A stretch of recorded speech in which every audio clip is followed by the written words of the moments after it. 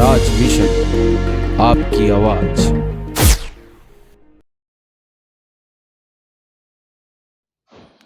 नमस्कार, मैं प्रकाश पुंज पांडे और आप देख रहे हैं स्वराज मिशन।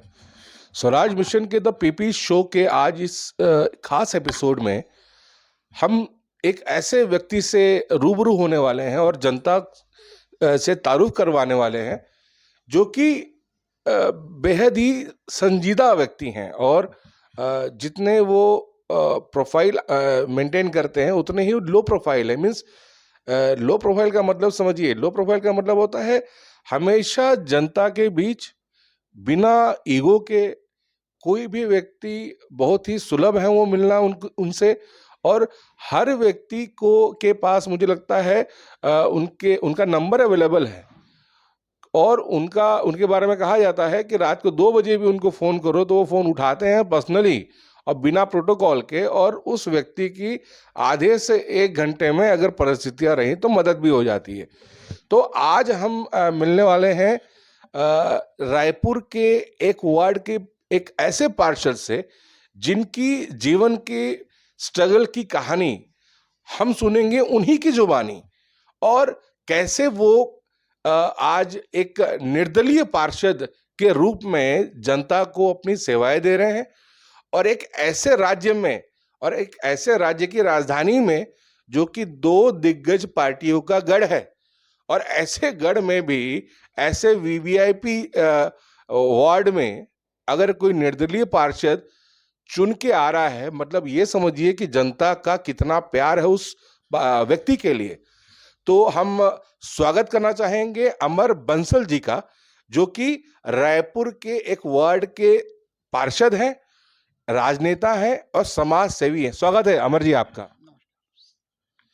अमर जी, बहुत सी बातें आज हम करेंगे। ये साक्षात्कार ही आपके जीवन के ऊपर है, और पीपी शो में दर्शकों ने बहुत अप्रिशिएट किया इस शो को, क्योंकि हम हर उस विशिष्ट व्यक्ति का जीवन के ऊपर आधारित एक इंटरव्यू जनता के समक्ष पेश करते हैं, और जो कि हम बिल्कुल भी हाइपोथेटिकल नहीं, जो आप कहते हैं आपके बारे में आप ही से हम पूछते हैं ताकि जनता ज्यादा से ज्यादा अपने प्रतिनिधि को जाने, और अगर आपके व्यक्तित्व के आचरण से आप कितनी मेहनत करके यहां तक आए हैं, अगर 4 लोगों को भी उससे कुछ सीखने मिले और वो अपनी लाइफ में आपके जीवन के आदर्शों को अमल करके अगर आगे बढ़ जाए तो हमारे इस इंटरव्यू का जो कॉज है वो सफल हो जाता है।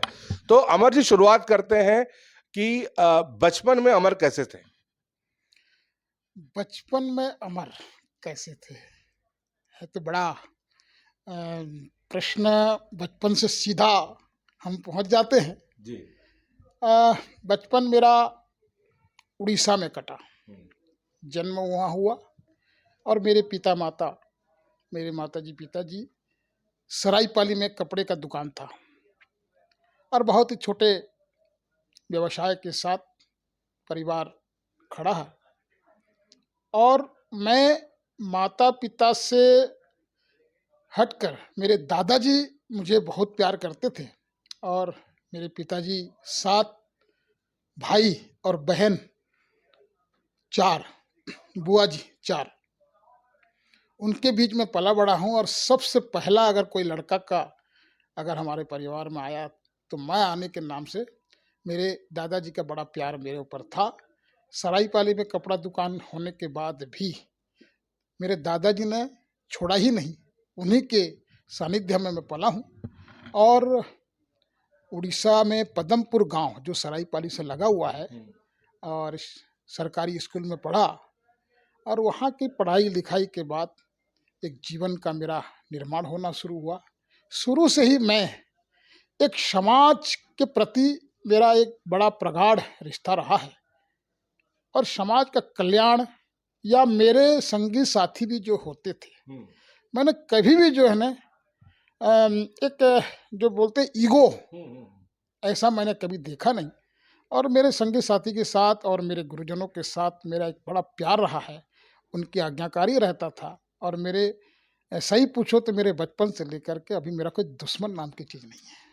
देखिए, कितनी बड़ी बात होती है इनके इनका जो व्यक्तित्व है, इनके इनके स्वभाव का जो चरित्र है, स्वभाव का भी चरित्र होता है, वो आप अभी जो चंद मिनट में इनकी जो बातें सुना आपने, उससे प्रदर्शित होता है कि वाकई जिस व्यक्ति में आज निर्दलीय पार्षद चुनाव बहुत बड़ी बात होती है अपने आप में जीतना, उसके बावजूद भी अभिमान नाम की कोई चीज़ नहीं है। अभी आपको बता दूं, आपको पता है दर्शकों की, ये एक नेचुरल इंटरव्यू होता है विदाउट एडिटिंग, इसमें कुछ भी कटता ही नहीं है और बिल्कुल भी इसमें यहाँ वहाँ की बातें और बहुत श्रृंगार रस से भरी बातें नहीं कही जाती हैं। आपको तो पता ही है। हम लोग जब इस इंटरव्यू को प्लान कर रहे थे तो लगभग 1 महीने बाद ऐसा संजोग बना है कि ये इंटरव्यू का समय मिला। अब समय कभी मेरे साइड से प्रॉब्लम होती थी, कभी अमर जी की साइड से प्रॉब्लम होती थी, क्योंकि सामाजिक कार्यों में इतने विलीन रहते हैं कि सुबह से लेकर रात तक काम ही काम। अब एक स्वदेशी मेला का ऑर्गेनाइजेशन चल रहा है, उसमें भी ये सुबह से लेकर शाम तक भिड़े रहते हैं।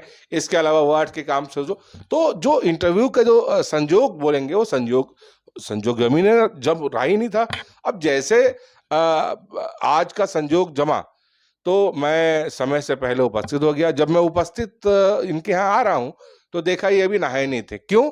क्योंकि किसी की जनसेवा करने के लिए सुबह 6 बजे से निकले हुए थे। अब ये भी एक्सक्यूज नहीं दे सकते हैं कि भाई आप क्यों निकले थे जब इंटरव्यू, क्योंकि इंटरव्यू इंपॉर्टेंट नहीं है। अमर बंसल एक ऐसे शख्सियत हैं जो अपने आप को प्रसारित करने में ज्यादा बिलीव, वो तो हम इनके पीछे पड़े। आपको पता है कि मेरा नेचर की अच्छे लोगों को मैं खोजता रहता हूँ, तो हम इनके पीछे पड़े कि भाई आपकी जीवन के चरित्र और जीवन की स्ट्रगल की कहानी यूथ के सामने आए तो कम से कम कुछ लोग उससे प्रेरणा लें, आप जैसा बनने की कोशिश करें। तो जो इन्होंने कहा कि अहंकार तो उनके चरित्र में मैंने आज तक नहीं देखा। मैं कई सालों से इनको ट्रेस कर रहा हूं, लेकिन आज मिलते ही इन्होंने कहा कि 10 मिनट का आप समय दीजिए, पहले हम एक स्कूल में चलते हैं। तो देखिए, इंटरव्यू के लिए वो फिर भी उन्होंने इंपॉर्टेंस नहीं दिया, क्योंकि उस समय बच्चों का प्रोत्साहन बढ़ाना उनके लिए सबसे अनिवार्य था। तो एक हम स्कूल में गए और उस स्कूल का एनुअल स्पोर्ट्स डे का जो इनॉग्रेशन था, उसमें मुख्य अतिथि के तौर पे अमर बंसल जी इनवाइटेड थे। वहाँ उन्होंने बच्चों का प्रोत्साहन बढ़ाया। वहाँ उन्होंने बहुत से बच्चों के लिए मैदान से लेके बहुत सारी साफ सफाई की व्यवस्था, वो लगातार स्कूल के प्रिंसिपल ने भी हमें बताया कि अमर जी बहुत ही कोऑपरेटिव हैं। और तो आज मुझे इंटरव्यू के पहले ही एक और उदाहरण मेरे सामने ही मिल गया। अब तक तो मैंने सुना हुआ था, सामने मिल गया कि अमर बंसल है। असल में अमर बंसल क्यों है? तो अमर बंसल बनने के लिए एक नादान बालक जो कि ओडिशा में पैदा हुआ, वो अमर बंसल तक कैसे बनने की जो कहानी है, उस पे हम वापस आते हैं। तो अहंकार नाम की चीज तो मैंने अब तक अमर जी में देखी नहीं। तो अमर जी, बचपन से आपका ये एक स्वभाव रहा है। तो मुझे ज्यादा समझ रहा है कि प्रारंभिक शिक्षा आपने प्राइमरी सेकेंडरी आपने उड़ीसा से की, तो उसके बाद हायर एजुकेशन कहाँ हुआ आपका? मेरी शिक्षा, मेरा जन्म हुआ उड़ीसा में, पर माता पिताजी मुझे सरायपाली ले गए थे और करीब करीब तीसरी या चौथी तक मैं सरायपाली में मेरा शिक्षा दीक्षा हुई। और वहाँ से फिर दादाजी मन नहीं लगा और वो पिताजी के साथ लड़ाई करके मुझे ले गए। ऐसा बताते हैं, मैंने तो बहुत ज़्यादा उसकी चिंता और मैंने जानकारी अपने आप को हो नहीं पा रही थी। लेकिन माताजी पिताजी का कहना कि वो तो बिल्कुल छोड़ने को तैयार नहीं थे। कभी कभी 2-2 3-3 दिन भूखे रह जाते थे महीने, मैं अगर ना जाऊँ तो फिर वो डिसीजन हुआ होगा घर में। तो फिर मैं वहाँ पे चौथी क्लास में मेरे को फिर उड़ीसा में नाम लिखा दिया गया और वहाँ से मेरी शिक्षा दीक्षा हुई पूरी। कॉलेज तक मेरी शिक्षा हुई। स्नातक के बाद मैं करीब 1.5 साल तक कॉलेज पढ़ने के बाद, और मेरी रुचि जो थी सामाजिक समाज कल्याण के लिए मैं कुछ भी करूं, और मैं जिस प्रकार का मतलब स्कूली जीवन, हाई स्कूल जीवन, कॉलेज जीवन, मैं अपने आप को एक अलग पाता था। मैं लगता था कि मेरी जिम्मेदारी समाज में है। पढ़ाई तो जीवन निर्माण के लिए सबसे मूल है, और उस पढ़ाई के साथ साथ जो बोलते हैं उड़ाई, पढ़ाई उड़ाई की जो बात आती है, उड़ाई भी इतनी जरूरत है जो समाज को बदलने में काम आता है। और मेरे जीवन में स्वच्छता एक बड़ा मूल मंत्र रहा है। मैं स्कूल में उस समय जो होती थी, शनिवार को एक पीरियड होता था, सफाई पीरियड। मुझे लगता है कि सभी लोग उसमें प्राय जो पुराने लोग होते हैं उसका लाभ लिए होंगे। और हम सफाई करने में मेरे को बड़ा अच्छा लगता था। पूरा आज अगर मतलब उस गार्डन को भले 4-5 पौधे होते हों, लेकिन उस पौधे के आसपास साफ करके उसको बड़ा गार्डन के रूप में मुझे दिखाई देने लगती थी। कि इतना सुंदर लगना, उसकी कटिंग होनी चाहिए, उसमें फूल आना चाहिए, उस फूल को कोई तोड़ना नहीं चाहिए। ऐसी कुछ बातें मेरी होती थी। लेकिन परिस्थितियां ऐसी होती थी कि वो बाकी जगह वो शायद सार्थक नहीं हो पाता था, लेकिन मेरी दर्शन में वो दिखता था कि मैं एक अच्छा ग्राउंड देखूं, अच्छा एक फूल बागान देखूं, और स्कूल में सब वहाँ का सफाई हो। और वो भले पूरा स्कूल गंदा हो, लेकिन मेरा क्या हुआ, जो सफाई है मुझे बहुत सफाई दिखती थी। और मैं सफाई करने में खुद होकर सफाई करता था। और मुझे तो याद है, आप लोग को मालूम होगा कि स्कूल में पहले इतनी संसाधन नहीं होते थे, क्योंकि एक कहीं चापाकल बोलते थे अपन, जो हैंडपंप जो होता था, एक स्कूल में हो जाए या स्कूल के बाहर आजू बाजू समाज के अंतर्गत हो जाए, वहीं तक की सीमित थी। जरूर वहाँ पे शौचालय जो होता था वो शौचालय नहीं होता था, वो लघु शंका के लिए होता था। तो मैंने उसको ला कर वहाँ से हैंडपंप से पानी ला करके मैं धो देता था, खुद ही धो देता था। और वो विधा मैं खाली स्कूल में नहीं, मैं हाई स्कूल में भी कर देता था।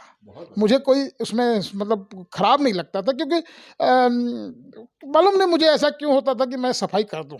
मैं आज भी अगर बात करें तो मैं अगर ट्रेन में जाता हूं और कोई, आपने देखा होगा कभी कभी बेसिन भर जाता है, और किसी न किसी कारण से लोग किसी प्रकार का पीक कर देते हैं, पान वान खा के, सुपारी अगर चिपक जाता है तो वो भर जाता है और वो हिलते रहता है और पूरा एरिया को गंदे कर देता है। भगवान जाने मेरे में कुछ क्या लगता है, मुझे हाथ निकाल करके उसको साफ कर देता हूँ। मुझे आज भी ऐसा स्वच्छता के प्रति मेरे को कोई ग्लानि होती नहीं है, कि सफाई कोई ना कोई तो करेगा ना, उसको मैंने ध्यान में करते हुए सफाई करने की इच्छा रखता हूँ। आज तो खैर स्वच्छता के प्रति विश्वास बढ़ चुका है। मोदी जी का आह्वान बड़ा रहा कि देश को स्वच्छता होगी तो जितना स्वच्छता होगा इतनी जल्दी आगे बढ़ सकते हैं। और स्वच्छता से ही सारा जीवन का सार छिपा है। मस्तिष्क ठीक रहता है। आदमी जब खुद जैसे सवेरे रोज नहाता है तो अपने आप को तरोताजा महसूस करता है। वैसा ही आज हम जब देखते हैं कि स्टेशन देखो, अपना रोड देखो, या सरकार की जो व्यवस्थाएं हैं, वो व्यवस्था जो है लोगों को कहीं ना कहीं स्वच्छता के नज़दीक ले जा रही है, ऐसा हमको दिखता है। तो मुझे लगता है कि जो बचपना बीता है, उस शुरुआत ही मेरा ऐसा निर्माण हो चुका है, जो मोदी जी का आह्वान और मेरा सोच एक मिल जाना मेरा अहोभाग्य समझता हूँ। देखिए, बड़ी बात होती है, कहते हैं कि पूत के पाँव पालने में दिखते हैं। और अमर बंसल के जो पाँव थे, उस पाँव में बिल्कुल भी वो जो उनकी हरकतें थी बचपन से लेके बड़े कॉलेज होने जाने तक, और यहाँ आज जिस पोजीशन पे है वहाँ तो हम आएंगे अभी धीरे धीरे। लेकिन देखिए, कॉलेज में नॉर्मली जब बच्चा जाता है, जब एक किशोर अवस्था तक पहुँचता है, तो कॉलेज में चकाचौंध, बाहर का माहौल, घूमना फिरना, दोस्तों के साथ गप सड़ाका, गॉसिप्स करना, कहीं यात्राओं पे जाना, स्पोर्ट्स, ये सब चीज़ों में डाइवर्शन होता है। लेकिन अमर बंसल का डाइवर्शन कहाँ था कि स्वच्छता होना, लोगों के लिए पानी की व्यवस्था होना, सुलभ शौचालय की व्यवस्था होना, लोगों के लिए, मतलब देखिए, लोगों के लिए करने की जो भावना है, अगर वो बनावटी नहीं होती है, वो अंदर से होती है। एक होता है स्वभाव, खुद का भाव, और खुद के भाव में अगर सामाजिक भाव आती है, सामाजिक सद्भावना के भाव आती है, तो वो एक बहुत बड़ा सदाचार हो जाता है। क्योंकि देखिए, खुद के लिए तो इंसान जीता है, बहुत कुछ करता है, लेकिन जो दूसरों के लिए करने की जिसमें अंदर में भावना होती है, एक वो दूसरों के लिए प्रेरणा बन जाता है। अमर जी ने जिक्र किया बातों ही बातों में भारत के प्रधानमंत्री नरेंद्र मोदी जी का। नरेंद्र मोदी जी भी स्वच्छता को लेके उतने ही संजीदा हैं। स्वच्छ भारत अभियान उन्होंने शुरू किया, और वाकई स्वच्छ भारत अभियान ने देश में हर जिले ही नहीं, हर गांव गांव तक ये एक बड़ा संदेश दिया कि हम जहाँ रहते हैं वहाँ आसपास की सफाई रखें, आसपास के वातावरण में स्वच्छता रखें, हरियाली मेंटेन करें। जैसे अमर जी कह रहे थे कि वो बगीचे में भले ही 4 पौधे हों, पर वो 4 पौधे भी खिले होने चाहिए, उसमें फूल आने चाहिए, उन्हें समय पे खाद पानी मिलना चाहिए। तो यही उद्देश्य नरेंद्र मोदी जी का भी है। और रायपुर में एकमात्र ऐसे पार्षद है, मैं तो कहूँगा शायद पूरे देश में एकमात्र ऐसे पार्षद हैं जिन्होंने निर्दलीय चुनाव जीतकर और नरेंद्र मोदी जी के स्वच्छ भारत अभियान की परिकल्पना को आगे बढ़ाया है।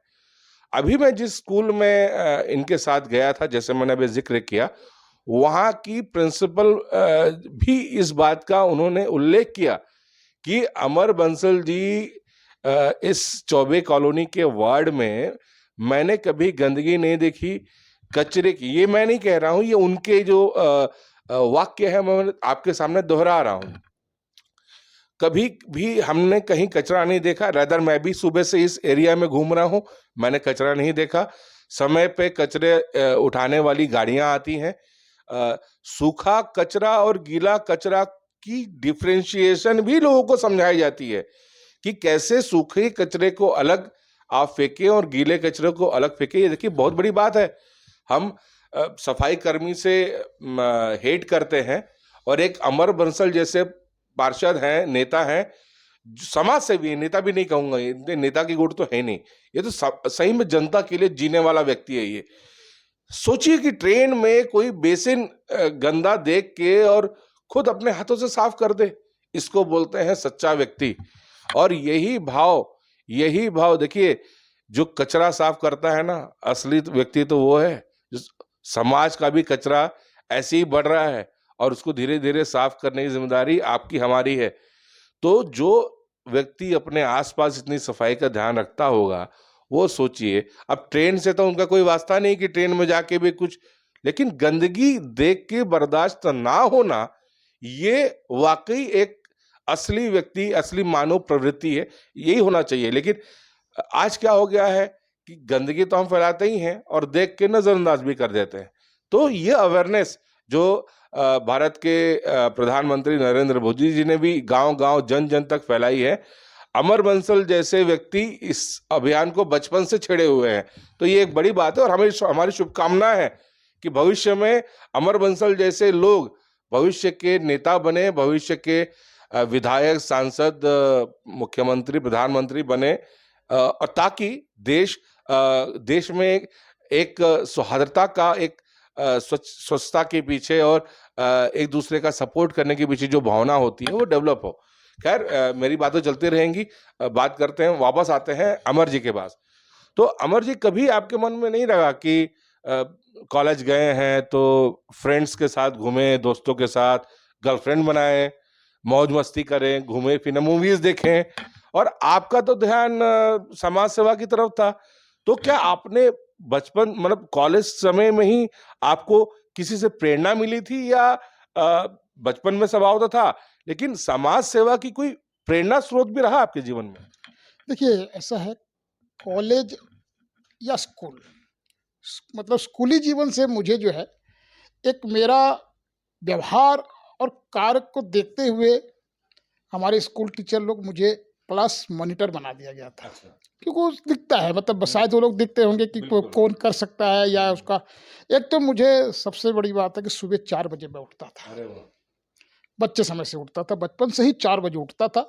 और उस समय ये जो जिम वगैरह तो आजकल दिख रही है, लेकिन उस समय जो गदा होती थी, एक मतलब क्या बोला जाता है, अखाड़े, तो अखाड़ा तो नहीं था, लेकिन गांव का अखाड़ा के में तो थोड़ा सा कोई जगह होती थी, वहाँ कोई सिंदूर लगा दिया करते थे और 2 ठो गदा पड़ी रहती थी, गोल सा एक पत्थर रहता था। अब उसमें मैं जाके भरी, मतलब वो ठंड भी बहुत होती थी, लेकिन 4 बजे जा करके मैं गदा चलाता था। और वो कादा, मतलब मेरा शरीर भी ऐसा हुष्ट-पुष्ट रहता था है, तो मैं उसको उठा करके बिल्कुल ऐसा करता था कि उसको गर्मी ला देता था। और 5-6 बजे जब होता था, स्कूल भी 7 बजे शुरू हो जाती थी ठंड में, तो जाके सफाई करना और स्कूल में जो है अपने आप को पूरी तरीके से क्लास मॉनिटर होने के नाते वो नेतृत्व करते हुए सबको सफाई भी करवाना।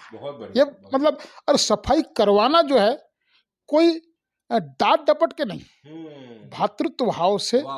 और जैसे हमारी कोई बहनें हैं, और आपने कहा कोई गर्लफ्रेंड वाली बात, मुझे ऐसा कोई ध्यान में नहीं आता कोई गर्लफ्रेंड मेरा आज तक रहा ही है करके, अभी आज तक नहीं।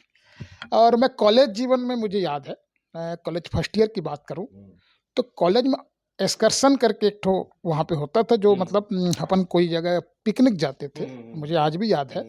4 बस लेके गया था मैं, उसका मेरा नेतृत्व में गया था। और बाकायदा मुझे क्रिएटिविटी आदत है, मैं उनको सुबह से ले जाना और पूर्ण वहाँ पे समझ उपस्थिति के साथ ले जाना, एक बड़ा अच्छा लगता था। और सही समय में भोजन हो, सही समय उनका खेल हो, और आने के बाद अपने आप को पूर्ण रूप से उनको संतोष हो कि हम कोई कार्यक्रम में गए थे, उस कार्यक्रम का हम भागीदारी थे, और उन्मुक्त होकर के कोई कार्यक्रम कर पाना, ये मुझे अच्छा लगता था और सबको अच्छा लगता था। और सबको अच्छा लगे उसके लिए विशेष रूप से काम मैं करता था। तो कुल मिलाकर के जितने भी फ्रेंड हैं, और फ्रेंडों के साथ तो मैं बहुत घूमता हूँ। आज भी आपको बता दूँ, मेरा 83 बैच का हूँ मैं, मैट्रिकुलेशन मेरा 83 बैच का है। तो 83 के बाद अभी भी हमारे जितने भी 83 बैच के रीयूनियन अभी भी होता है। आने वाला 15 तारीख को फिर रीयूनियन है, हम सब मिलेंगे। और कहते हैं सभी चीज़ का निचोड़ जो है जीवन का, अगर उन्मुक्त होकर के कहीं अगर बात हम कर सकते हैं, और जो समाज में कहीं नहीं कर सकते, वहाँ अगर कोई चीज़ होता है तो ये भी शरीर का एक अंग है। कहते हैं पिक्चर देखने जाना या कोई खेलना, कोई गाना, ये अपनी जगह है, लेकिन दोस्तों के साथ मुझे मिलना बहुत ही अच्छा लगता है। और वो एक स्वर्णिम समय होता है, वो एक दिन जो है ना पूरा साल भर का ऊर्जा दे देता है मुझे। तो मुझे लगता है कि उनके साथ बड़ा अच्छा लगता है। और जो ना कर पाएँ, जो ना कह पाएँ, सब प्रकार की जो है ना वही सब बातें निकलती है, और उसका भी मैं भागीदारी होता हूँ। हो सकता है वो सामाजिक विषय पे ना हो, लेकिन जो भी हो उनके बीच में अपन जो दोस्त का जो विधा है उसका 100% साथ होता हूँ। और वही दोस्त मेरे को, मैं रायपुर दूर बहुत हूँ, पर मुझे आपस में मिलना जुलना बात करना होता ही रहता है। मुझे अब ये दोस्ती में भी हमने कुछ न कुछ एक तो सकारात्मक पहल निकालते हैं। अब विगत करीब 4 साल 5 साल पहले मैंने एक तो इनको एक प्रस्ताव दिया कि हम ये रियूनियन कर रहे हैं, मुझे लगता है कि हमारे जितने भी पुराने गुरुजन थे, हम उनको एक बार हमारे रियूनियन में बुलाएं। और रियूनियन में कम से कम गुरुजन उस समय आए थे 12-13 गुरुजन, कुछ तो परलोक सिधार गए थे। लेकिन जब आए और हमने जिस प्रकार का उनको, मैं रायपुर से भी कुछ व्यवस्था और कुछ उनका सब मिल करके जब उनको जो सत्कार और सम्मान दिया, मैं तो मेरे उस गुरु का भी नाम लेने में अपने आप को भगवान तुल्य मानता हूँ। विपिन बिहारी मेहर करके हमारे टीचर हुआ करते थे, और वाकई में बड़े साहित्यकार थे वो। उनकी पढ़ाई में ऐसा लगता था कि कोई एकदम एक तो नाटक चित्रण हो रहा, इस प्रकार का वो पढ़ाते थे। तो वो बुजुर्ग तो हो गए थे और बहुत ज़्यादा बीमार थे, उनको बड़ी मुश्किल से लाया गया था। और वहाँ जिस प्रकार का सभी से वरिष्ठ होने के नाते उनकी सबसे पहले पूजन की गई, गुरु पूजन के रूप में। और जब गुरु पूजन के रूप में कहे, और जब उन्होंने एक तो मतलब हमको एक आशीर्वाद के रूप में आशीर्वचन दिया, तो उन्होंने कहा कि स्कूल में आप लोग जो थे मुझे नहीं मालूम, लेकिन जिस प्रकार आपने सम्मान और सत्कार किया है, मेरा 5 साल उम्र बढ़ गया। और वाकई में 5 साल उनका उम्र बढ़ गया था। और वो जैसे ही घर गए तो घर वाले बोलने लगे आजकल तो थोड़ा सा उम्र बढ़ गई इनकी। तो ऐसी स्थिति है। देखो, सम्मान अगर होता है और सबका सत्कार सही होता है और कन्वर्सेशन सही होता है, तो मनुष्य अपने आप में भी जो है ना जिंदा से भी बड़ा जिंदा दिल हो जाता है। यही मैं देखा मैंने। तो मेरा जो कहना है कि जितने भी कॉलेज में भी मेरे जो मतलब महिला के रूप में जो गर्लफ्रेंड के रूप में बताएं, गर्लफ्रेंड हैं वो, लेकिन गर्लफ्रेंड की जो सांज्ञा है वो नहीं थी मेरे में। फ्रेंड है, बहुत अच्छा है। वकायदा आज भी हमारी कभी बात होती है, और वकायदा मतलब दोस्ताना तरीके, मतलब जैसे बोलते हैं यार के रूप में बात होती है। तो बड़ा अच्छा लगता है। लेकिन ऐसा हमारे मन में कोई कुदिमाग कहीं से नहीं है, प्रति ऐसा आया भी नहीं है, नेवर। तो देखा आपने कि किस प्रकार से, देखिए गुरुओं का सम्मान तो सनातन काल से होता आ रहा है, सदियों से। और इसीलिए भारत में कहा जाता है कि गुरुर् ब्रह्मा गुरुर्विष्णु गुरु देवो महेश्वर, गुरु साक्षात परब्रह्मा तस्मै श्री गुरुवे नमः। तो गुरु ही सब कुछ है, गुरु से है। गुरु आपका फाउंडेशन बनाता है, गुरु आपको एक राह दिखाता है, गुरु आपको निखारता है, गुरु आपके व्यक्तित्व का वर्णन करता है, व्यक्तित्व का चित्रण करता है, जिससे जो गुरु से जो शिक्षा आपने ग्रहण की है वो आपके जीवन में हमेशा काम आती ही है। आज भी अमर जी मैं देख रहा था इमोशनल हो रहे थे अपने गुरु को याद करके, तो एक बड़ी बात है। और गुरुओं का सम्मान करने से गुरुओं का भी और आशीष हमें मिलता है। तो ये एक बड़ा मैसेज है समाज के लिए। और आज की युवा पीढ़ी को सीखना चाहिए कि वाकई अमर बंसल जैसे लोग जो आज भी इतने हाई प्रोफाइल होने के बाद भी हर चीज़ में संजीदा हैं और इतने ही ग्राउंड टू अर्थ हैं, बिल्कुल अभिमान नहीं है, दम्भ नहीं है। और दम्भ का रिजल्ट तो सबने देखा है, रावण जैसे का दम्भ नहीं रहा तो सृष्टि में और किसका दम्भ रह सकता है, जो तीनों लोक का स्वामी था। तो अमर जी बहुत ही साधारण इंसान है और लोगों के बीच हैं, और ये इनके व्यक्तित्व से भी झलकता है। बचपन से लेके कॉलेज तक, कॉलेज से लेके आज तक। कॉलेज तक की बातें तो हमने बहुत कुछ समझ ली। अब आते हैं इसके बाद, हमने एक गर्लफ्रेंड का जिक्र किया था, गर्लफ्रेंड नाम का। तो गर्लफ्रेंड तो नहीं बनाई इन्होंने, फ्रेंड के रूप में अगर गर्ल है तो उसे गर्लफ्रेंड नहीं कहेंगे, महिला मित्र हैं।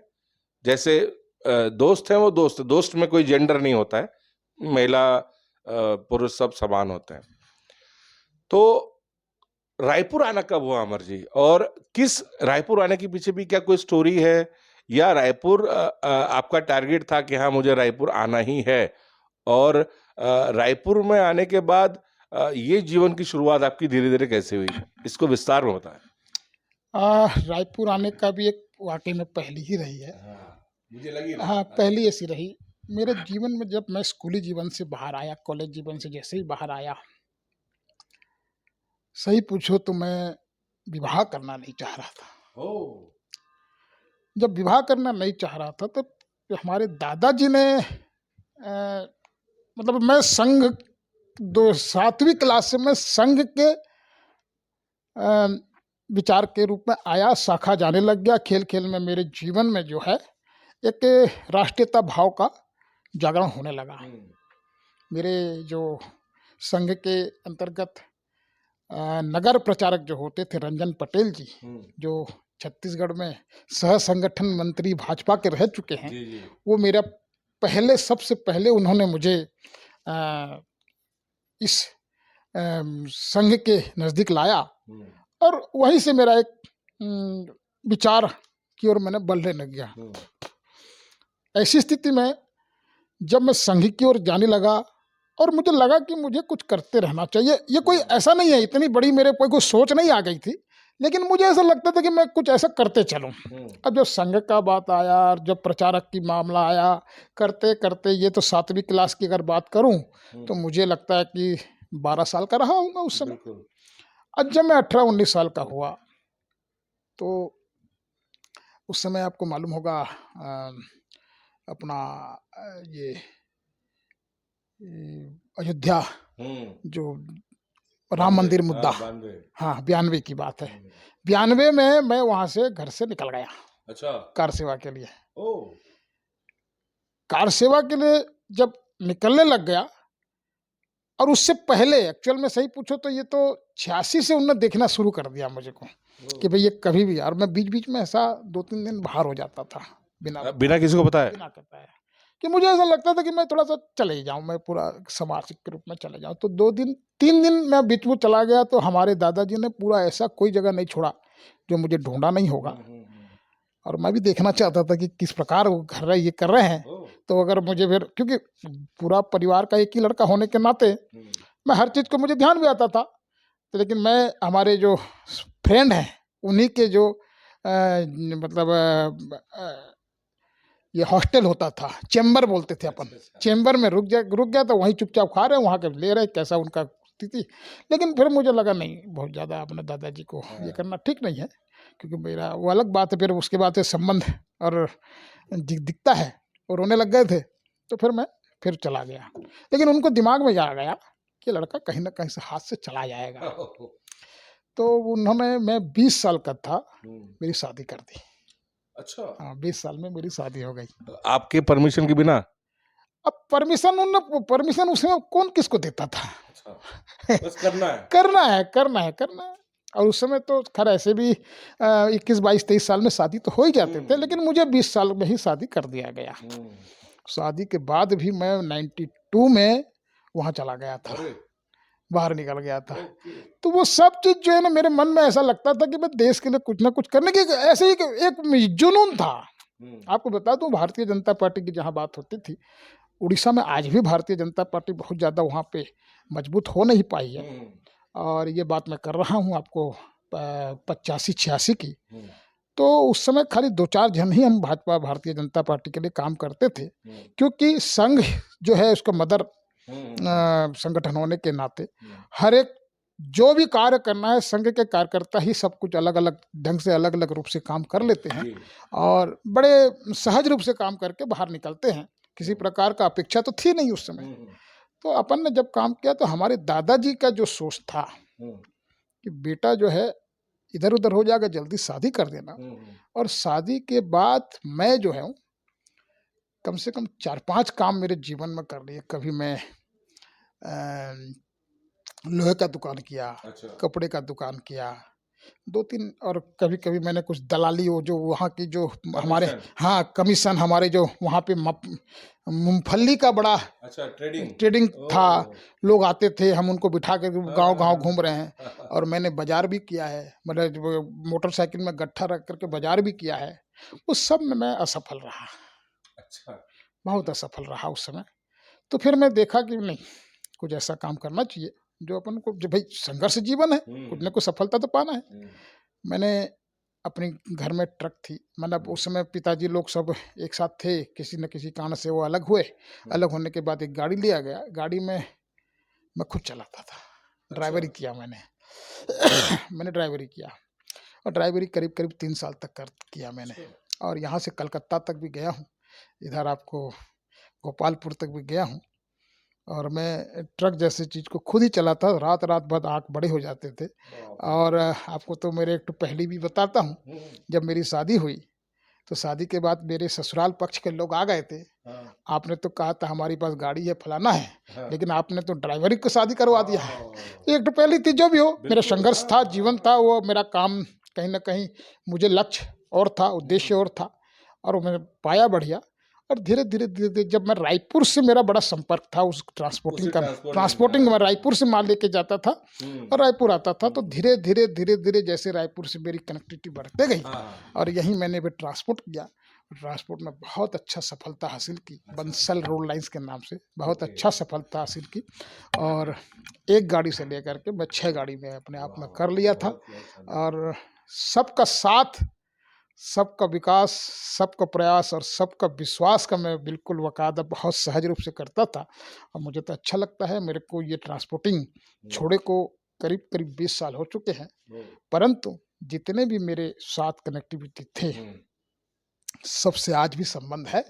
और जहाँ टाटीबंद जो है ना, उस गाड़ियों का एक ऐसा जगह था कि मतलब उसका सुधार ज़्यादा हो, एक्सीडेंट हो गया, सुधार हो गया, कुछ हो गया, ऐसे चलते रहता था।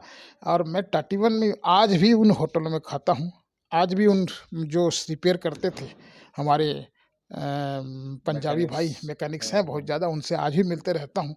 क्योंकि मेरे को संबंध मेरा कभी भी किसी से बिगड़ा नहीं है, और संबंध को बड़े मैं नज़दीक से देखता हूँ। और भारत देश संबंधों का देश होने के नाते हमको कभी भी वाकई में बिगड़ना नहीं चाहिए। हो सकता है समय की स्थिति में कुछ गलत बोल दे, या उसके साथ काम हो चाहे नहीं हो, और उस बीच में अपने को हाय हेलो तो जरूर रहना चाहिए। तो जो आने वाला समय में कभी भी अपने लिए खड़ा रहेगा, या कभी भी हम भी खड़ा रहेंगे। कितना बड़ा संदेश कि कितनी सहजता से संबंधों को कैसे बचा के रखें, ये अमर जी ने समझा दिया। बहुत ही ऊंची बात कही है। आज के परिवेश में सबसे ज्यादा अगर कुछ खराब हो रहे हैं तो वो संबंध है, और संबंधों के विच्छेद के कारण ही जो डिप्रेशन है, आत्महत्याएं हैं, क्योंकि आप लोगों से मिल ही नहीं पा रहे हैं। आप अपने दुख किससे शेयर करेंगे, किससे साझा करेंगे? संबंध ही नहीं रहेंगे तो आपकी सुनेगा कौन? तो इंसान को संबंध बना के रखने चाहिए, और उसका कैसे बनाने चाहिए अमर जी ने बहुत साधारण तरीके से बता दिया कि कभी हो जाता है 19-20, किसी की बात बुरी लग गई दिन में। कल भी मुझे, मैं अपना अनुभव बताता हूँ, कल मुझे किसी एक मेरे से बड़े व्यक्ति की बात बुरी लगी। शाम होते होते तक उन्होंने कुछ ऐसा हुआ कि उन्होंने मेरा इतना सम्मान कर दिया कि फिर मैं मुझे वो बात को भूल गया। अगर मैं उस बात को पकड़ के रखता तो रात तक वो मेरे सामने जो मेरा जो सम्मान हुआ वो नहीं हो पाता। अमर जी ने कितनी अच्छी बात कही कि कभी कभी हो जाता है तो ऐसा ना करे कि कभी किसी से नजरें ही ना मिला पाए। संबंध वैसे खराब नहीं होने चाहिए। तो संबंध पहली बात तो खराब ही ना हो। जैसे बता रहे हैं कि 20 साल उन्हें बंसल ट्रांसपोर्ट बंद किए हुआ रोड लाइंस, लेकिन आज भी उन ट्रांसपोर्टर से, उन इवन जो ट्रक गाड़ियों को ठीक करने वाले लोग हो, छोटे छोटे ढाबे वाले लोग हो, उनसे भी आज तक इनके संबंध है। और आज भी वहां जाके और उन लोगों के बीच बैठ के खाना पीना, उनसे बातचीत करना आज भी अमर बंसल ने जारी रखा हुआ है। ये अपने आप में संबंधों को मेंटेन करने का सबसे बड़ा उदाहरण है। अमर जी, अभी बीच में आपने बात कहा कि आपके ससुराल पक्ष वाले इनसिक्योर हो गए थे कुछ समय के लिए कि हमने तो कहा था कि लड़का ट्रक मालिक है, गाड़ियां हैं, व्यापार है, और ये तो ट्रक ड्राइवरी कर रहा है। तो कभी उस बात से आपकी धर्मपत्नी जी को आपत्ति नहीं हुई? नहीं, मैं सबसे पहली बात तो है, हमने जो है, जब हमने ट्रांसपोर्ट का काम, मतलब गाड़ी हमने लेके आए, पुरानी गाड़ी खरीदे थे हमने, और उस गाड़ी से हम खुद काम कर रहे हैं। और जब मेरे को चलानी आ रही है, मेरे को उसकी दक्षता है और क्षमता है, काम कर रहा हूँ। और सबसे मजे वाली बात है, मैं अगर उसको आंकड़े में ले जाऊं तो मुझे लगता है कि मैं उस समय काम करना चाहिए, मुझे 6,000 रुपये पटाना, किस्त के पटाना जरूरी था। तो 6,000 पटाने के लिए मुझे कम से कम 7-8 हज़ार, 10,000 मुझे कमाने की ज़रूरत है, जिसमें कुछ 6,000 पटा दूँ, 4-5 हज़ार, 10,000 में मेरा जीवन को चलाने के लिए लगना चाहिए। लेकिन स्वतः चलाने से कम 40 से 50,000 रुपये महीना कमाता था मैं। बहुत बढ़िया। तो एक तो खुद चलाना, खुद उसको व्यवस्था बनाना, तो नुकसान कम होना, और वो सब जो है ना, पत्नी के सामने पूर्ण रूप से पारदर्शिता था कि मैं अगर काम कर रहा हूँ तो मैं अपने स्वाभिमान के लिए काम कर रहा हूँ, मैं किसी के लिए काम नहीं कर रहा हूँ, किसी ड्राइवरी भी किसी के लिए नहीं किया मैंने, अपना काम मैं कर रहा हूँ। और अगर मैं तो सही पूछो तो मेरे ससुराल पक्ष को मैंने कहा, मतलब इस टाइप की बात तो शायद आपको नहीं करना चाहिए, ये मेरा जीवन का बहुत बड़ा संघर्ष है। उस संघर्ष के बीच में हो सकता है आपको बुरा लग रहा हो, लेकिन मैं लगता है कि मैं सही कर रहा हूँ, किसी से मांग नहीं रहा हूँ, किसी से लूट नहीं रहा हूँ। तो मैंने तो सही पूछो तो मेरे पिताजी बैठे भी थे, उनका फ़ोन आया, मैंने उनको थोड़ा सा उसकी नाराज़गी भी जाहिर की, आप इस प्रकार का कह करके मेरे स्वाभिमान को न जगाएं। और मुझे लगता है कि आपको जिस चीज़ के लिए आप कह रहे हैं, वो लगता है बहुत जल्दी आपको वो सब चीज़ को कहना नहीं पड़ेगा, कहना नहीं पड़ेगा। लगता है कि बहुत जल्दी उन्होंने देखा, और उन्होंने जब कहा था, ये मेरी 88 में शादी हुई थी, 88 में ही ये बात आ गई थी। लेकिन सबसे बड़ी मजे वाली बात है, उन्होंने मेरे को छोटे से गांव में शादी किया था, और वही पूरा उठ करके जब रायपुर हम 90 में आ जाते हैं तो उनके लिए बड़ी सफलता थी वो। बिल्कुल, सफलता तो असल में आपकी थी। खुशी उनके लिए बहुत बड़ी बात थी, क्योंकि वाजिब बात है, बेटी बचपन से जब पैदा होके बहुत नाज प्यार से बेटियों को पाला जाता है, अब बड़े होके जब कहीं दूसरे घर विवाह करते हैं तो जाहिर सी बात है कि फिक्र तो होगी अपनी बेटी के प्रति।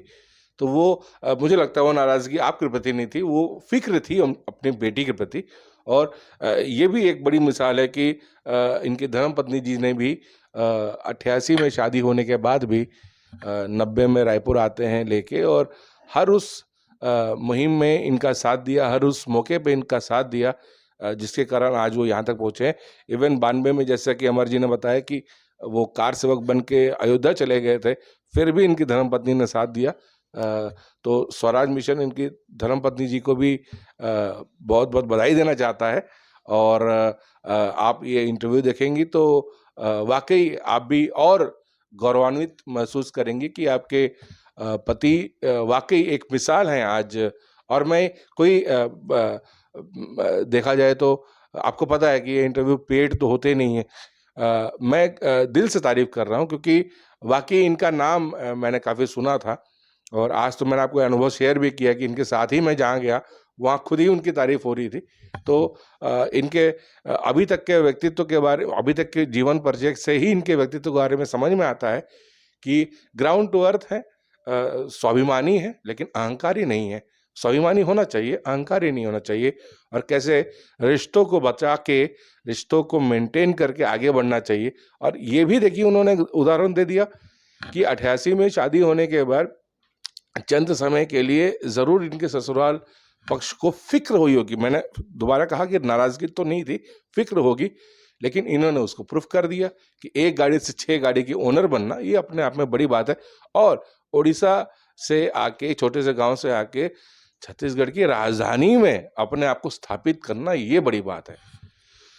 तो अमर जी, ये सब तो हुआ राजधानी में आने के बाद। अब आपका राजनीतिक सफर कैसे शुरू हुआ? क्योंकि राजनीति इसलिए बोलूँगा, आप जरूर किसी दल में नहीं है, लेकिन आपने कहीं ना कहीं आरएसएस के साथ जुड़ के बीजेपी का काम उड़ीसा में आपने किया। तो क्या यहाँ आने के बाद आप अपनी राजनीतिक कैरियर की जो शुरुआत की, तो वापस वो संघ से शुरुआत की, या यहाँ कोई आपको उसके पीछे भी कोई एक कहानी है? देखिए, मेरा जीवन का निर्माण जहाँ से हो चुका है जी। और जीवन की गति जिस तरफ जा चुका है, तो मुझे वो गति में कहीं ना कहीं अगर रुकावट आती है तो मैं जीवन का जीना में कहीं ना कहीं खलल पैदा होती है। लेकिन जब मैं रायपुर आया, तो रायपुर आने के बाद मैं जब वहाँ पे संघ में स्वयंसेवक के रूप में था और शाखा रोज जाता था, यहाँ भी आते ही मैंने शाखा ढूंढना शुरू किया। और शाखा ढूंढने के बाद जब शाखा में चले गया तो मुझे ये रायपुर नया लगना था ही नहीं।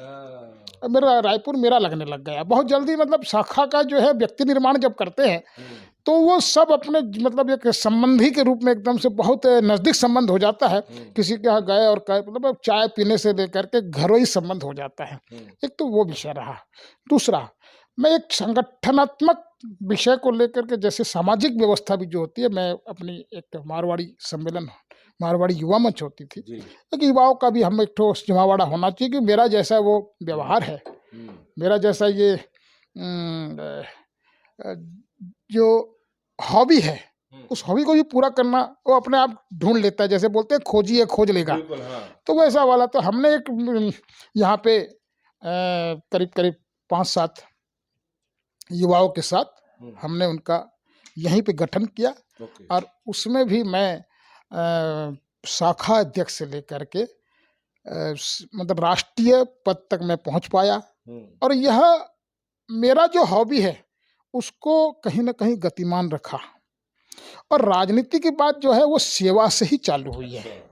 और सेवा में जो है, मैं आपको बता दूं, मैं जब कपड़ा का दुकान भी किया था, कभी दुकान किया था, तो आप देखेंगे कि भाई मेरा टाइम टेबल कर लेते हैं, 10 बजे खुलेगा, रात इतना बजे बंद हो जाएगा, इस टाइप की जहाँ बात होती थी। आपको बता दूं, मेरे जीवन में मैं उस समय, अभी मैं याद कर पा रहा हूँ जब आप बात कर रहे हैं, कि जब कोई गमी हो जाती है किसी के यहाँ, तो उसमें जो लाल कपड़ा लगता है या सफ़ेद कफन लगता है, तो सुबह अगर 4 बजे भी आता था, उसका शायद 1 रुपया का कागज होती थी, कपड़ा होता था, वो शायद 1 या 2 रुपया का कपड़ा होता था। मैं उठ करके उसको वकायदा दे देता, सम्मानजनक तरीके से देता था उसको। मेरे जीवन में ऐसा लगता था, नहीं, इस टाइप का काम को मुझे करना ही चाहिए। और ऐसे में जैसे किसी के घर में गमी होती थी, तो गमी में लोग जो जाते हैं, तो उड़ीसा में एक परंपरा है कि कपड़ा लेके जाना चाहिए। कोई गमछा वगैरह कुछ होता है, तो वो गमछा भी 2 रुपया का आती थी उस समय, ठक्कर बोलते थे, एकदम ध्यान में आता है। तो उसको भी मैं मतलब सुबेरे अगर 5 बजे उठा के आके कोई अगर गाँव जा रहा है, यहाँ से 30 किलोमीटर जा रहा होगा, तो 5 बजे निसंदेह 5 बजे 4 बजे जैसे भी आएगा और लेके जाएगा, तो मैं उसको देता था। तो ये भी सेवा भाव के साथ मैंने काम करने की कोशिश की है और ऐसा सबको करना चाहिए, क्योंकि जो भी हम जीवन में काम करना, सब में सेवा और समर्पण लगे रहना चाहिए। तब ये जो आने वाला समय में और अच्छे होते जाएंगे, अच्छा हो चुका है। मतलब समय तो हर नया सुबह अच्छा ही होता है। तो ऐसी स्थिति में जो राजनीतिक जीवन की बात अपन करें, तो मेरे जीवन में सबसे पहली बात तो मेरा आस्था कोई विवाह में था नहीं। बाल्य जीवन, उसके बाद छात्र जीवन अपने हिसाब से कटते गया। लेकिन एक मेरा जब वैवाहिक जीवन था, तो वैवाहिक जीवन को मेरे को न्याय देना ही था। मेरा आस्था और कहीं हो सकता है, लेकिन जिसको मैंने अपने जीवन की अर्धांगिनी बनाया है, उसकी क्या गलती है? तो वो हमको पूरा विधा तय करनी चाहिए। ऐसा मैंने सोच करके मेरे जीवन को गढ़ने की कोशिश किया। मेरी 2 पुत्री है, 1 पुत्र है। जो पहली पुत्री विवाह रायपुर में किया, पुत्र जो है अपना यूके में MBA करके आज पूरा वो संभाल रहा है। एक लड़की शादी करना है, बहुत जल्दी उसको कर दिया जाएगा।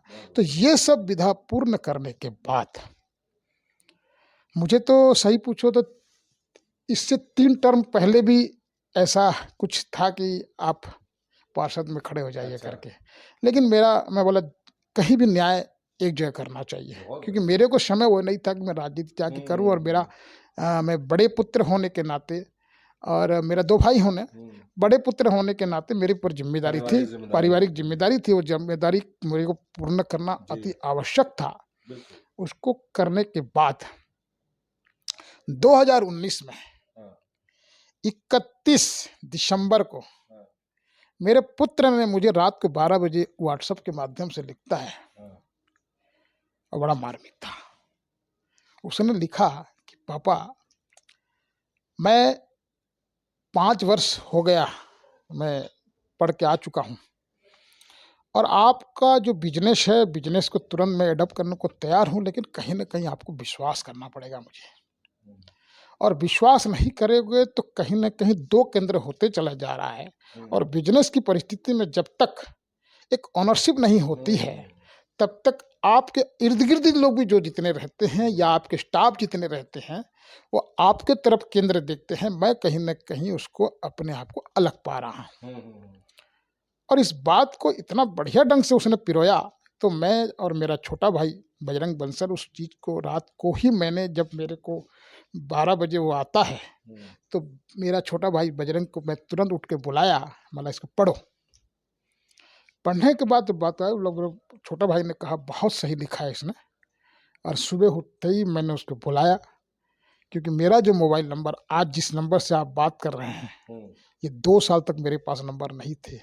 मैंने उस मोबाइल को ही उसको दे दिया, क्योंकि कांटेक्ट भी मेरे पास और नहीं आना चाहिए। बिल्कुल, अब सब जो कंप्लीट तुमको संभालना है। सवेरे हमने पूरी व्यवस्था उनको दे दी। 2019 के बाद मैं व्यापार में उसी दिन ही 80% अपने आप को कम कर लिया। तो ये जो मामला है, पूरी तरीके से सबसे पहली बात तो एकाग्रता अगर सब तरफ कर देंगे, तो हमारी बिजनेस कहीं ना कहीं बिजनेस को भी तकलीफ होगी, या मैं जिधर जाना चाहता कहीं ना कहीं न्याय में कमी होगी। मुझे भी जरूरी था, क्योंकि मेरा आस्था और कहीं होने के नाते मैं 2018 में मेरा पाँव का फ्रैक्चर हो गया था। तो आप जो मेरे घर में आप यहाँ से घुसे हैं, ये बाजू वाला जो मेरा कमरा है 10 बाई 10 का, मेरा घर बाजू में है। उस घर से मैं पूरा आज अलग ही रहता हूँ। पूर्ण रूप से मेरा पूरा एक प्रकार का मान सकते से वानप्रस्थी जीवन जी रहा हूँ, एक प्रकार का ऐसा मान सकते हैं। क्योंकि मैं घर से कोई बहुत ज़्यादा परेशानी वाला मामला है नहीं। मैं अपने आप को तैयार कर चुका हूँ, समाज जीवन में पूरा आ चुका हूँ। और अभी भी जो मैं 2018 31 दिसंबर 31 की बात थी, 2019 पूरा मैंने अपने आप को तैयार किया। और 2019 में मैं जब पूरा अपने आप को फ्री पा गया, तो मुझे लगता है कि अभी मुझे समाज में जाना चाहिए। और मैं पार्षद में खड़े होने की बात अपने आप में सोच लिया। लेकिन उस बीच में 2016 को मुझे ब्रांड एम्बेसडर बना दिया गया था स्वच्छता का। तो वो मेरा काम करने की जुनून पूरा समाज ने देखा है। और वो जुनून मैंने कोई क्रिएटिविटी नहीं थी मेरी, ये मेरा अंतरात्मा से थी। मैं उस समय सफाई का मामला, मैं खुद नाली पे अंदर उतरता था। आपको एक बहुत बड़ा वाकया बताता हूँ। आप जहाँ से घुसे हैं अभी, रामकुंड है ये। रामकुंड का कम से कम 1000 लोग जहाँ से आप घुसे हैं निस्तारी में जाते थे सुबेरे सुबेरे। और ये हवा अभी भी अगर मतलब उस समय होते तो यहाँ भी अभी वही बदबू आप झेलते।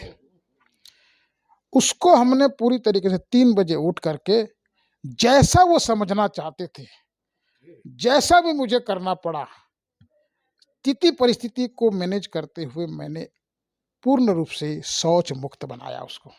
बहुत बढ़िया। जैसा भी करना मुझे, आप उसके बारे में मुझे बताऊं तो वो अलग विधा हो जाएगी, क्योंकि लोगों को समझाना आज बड़ी तकलीफ है। हर गलती को गलती मानना बहुत, मनवाना बहुत तकलीफ है।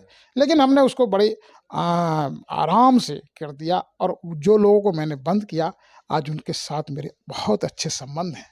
उन्होंने कहा कि बहुत अच्छा आपने हमको एक रास्ता से निकाल दिया, नहीं तो हमको तो कंफर्ट जोन हर आदमी सोचता है, सीधा जाके शौच करता है।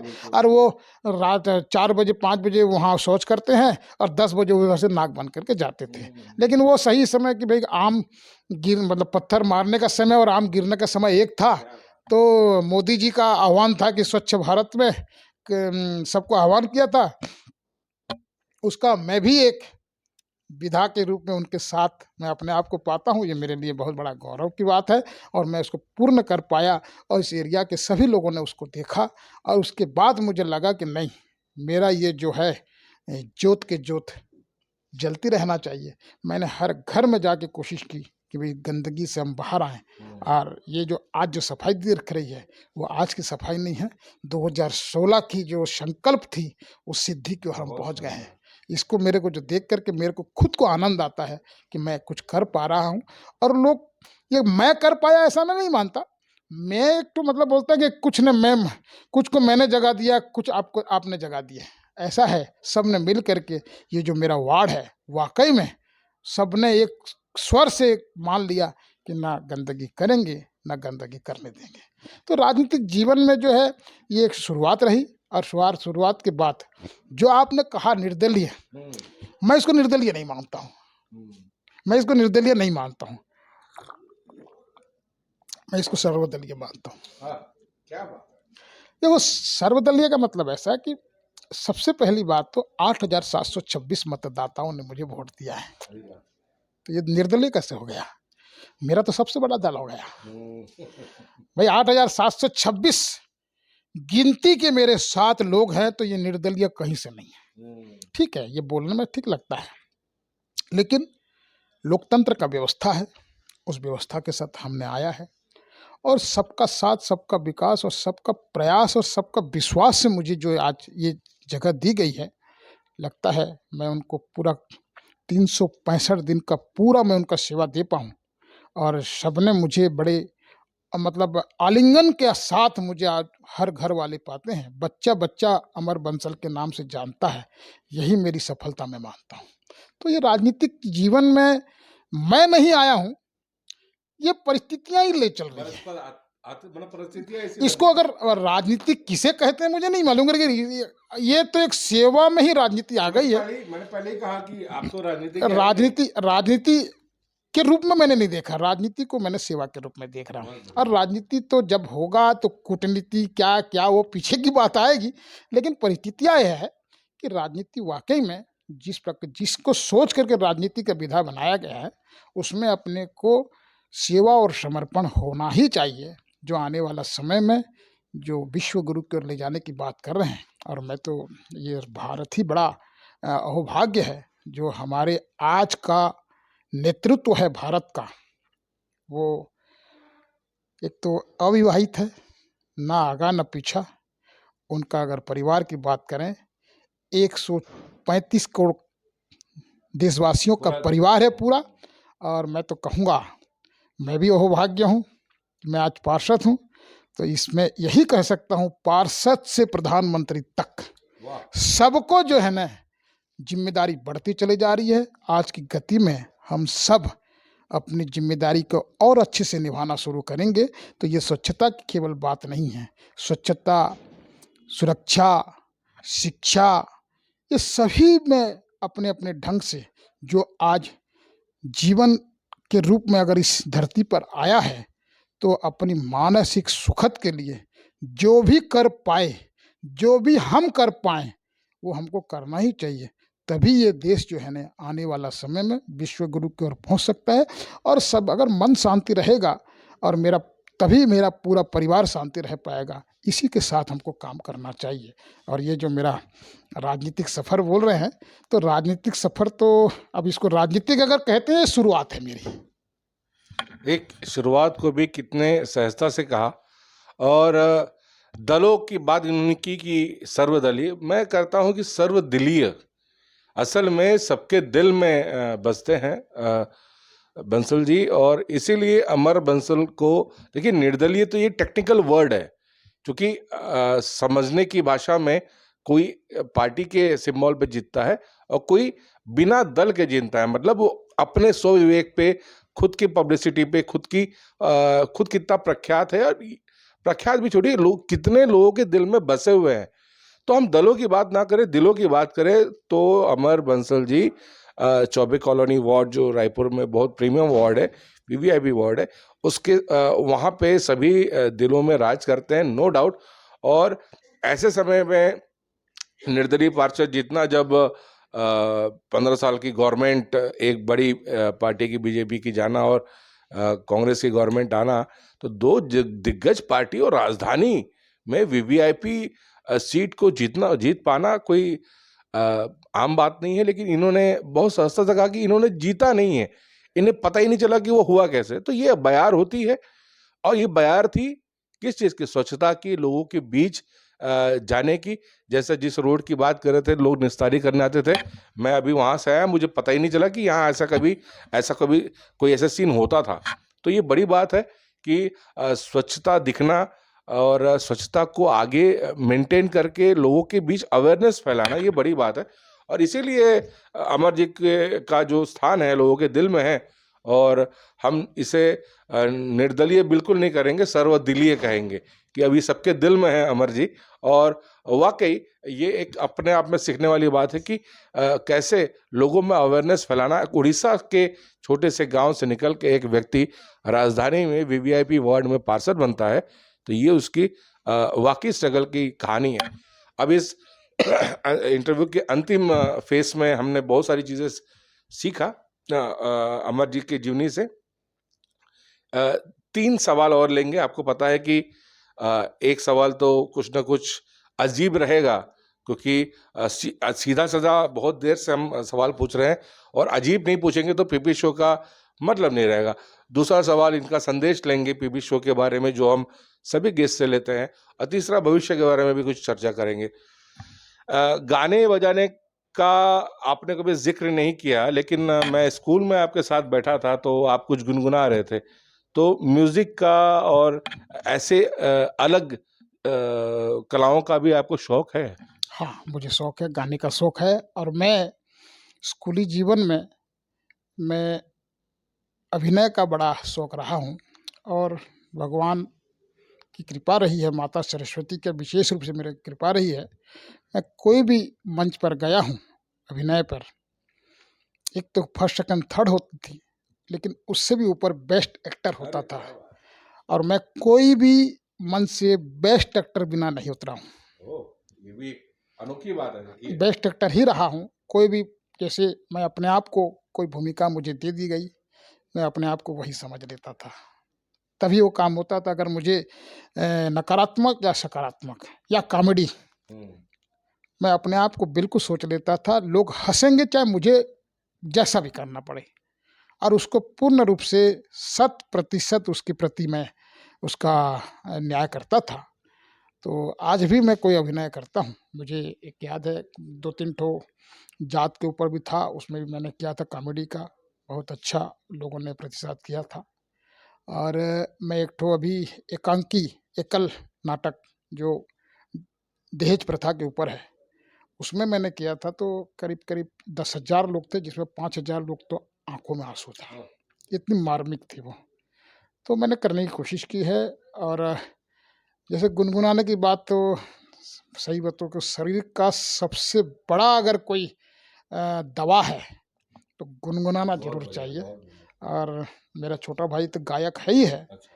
और मैं भी गाने का बड़ा पसंद करता हूँ, टाइम बाय टाइम मैं गा लेता हूँ, लेकिन कोई प्रोफेशनल नहीं है, क्योंकि सही पूछो तो अपना जो देश सेवा है, समाज सेवा है, वो हमारा सबसे बड़ा प्रायोरिटी है।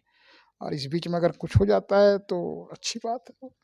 तो जब दर्शकों को मौका मिला है तो हमें भी छोड़ना नहीं चाहिए। हमें पता है कि दर्शक भी आपके वाणी से, आपके स्वर कुछ सुनना चाहेंगे। तो 2 लाइनें जो आपके दिल के करीब हो जनता के लिए। समाज के लिए जिए, धर्म के लिए जिए, समाज के लिए जिए, ये धड़कन ये श्वास है जन्मभूमि के लिए, धर्म भूमि के लिए, जन्मभूमि के लिए। बहुत शानदार है। देखिए, इन्होंने कोई फिल्म का गाना नहीं गाया, उन्होंने इस भक्ति गीत के साथ भी, देशभक्ति गीत के साथ भी समाज के हित की बात की, एक बड़ा मैसेज दिया। 2023 आने वाला है बंसल जी, और मुझे आपको लग रहा होगा कि मैं कुछ आपसे क्या पूछने वाला हूँ, आपकी हंसी बता रही है। इतना बड़ा जनसेवक जो कि इतने उड़ीसा के छोटे से गांव से आके रायपुर के वीवीआईपी वार्ड में, फिर मैं कहूँगा कि सर्वदलीय, न दलीय, सर्वदलीय पार्षद बन गया। तो क्या लगता है कि ऐसा व्यक्ति अब विधानसभा में भी बैठना चाहिए? क्योंकि हमें तो लगता है कि अच्छे लोग विधानसभा में आए, जनता को भी लगता है कि अच्छे लोग विधानसभा में आए। ऐसा कभी लगता है आपको, कभी प्लानिंग है कि या फिर, क्योंकि आप विधायक तो छोड़िए, आप पार्षद बिना प्लानिंग के बन गए, राजनीति में भी बिना प्लानिंग के आ गए, तो क्या लगता है कि कभी ऐसा स्थितियां निर्मित हो सकती हैं कि बिना प्लानिंग की विधानसभा भी आ जाए? देखिए,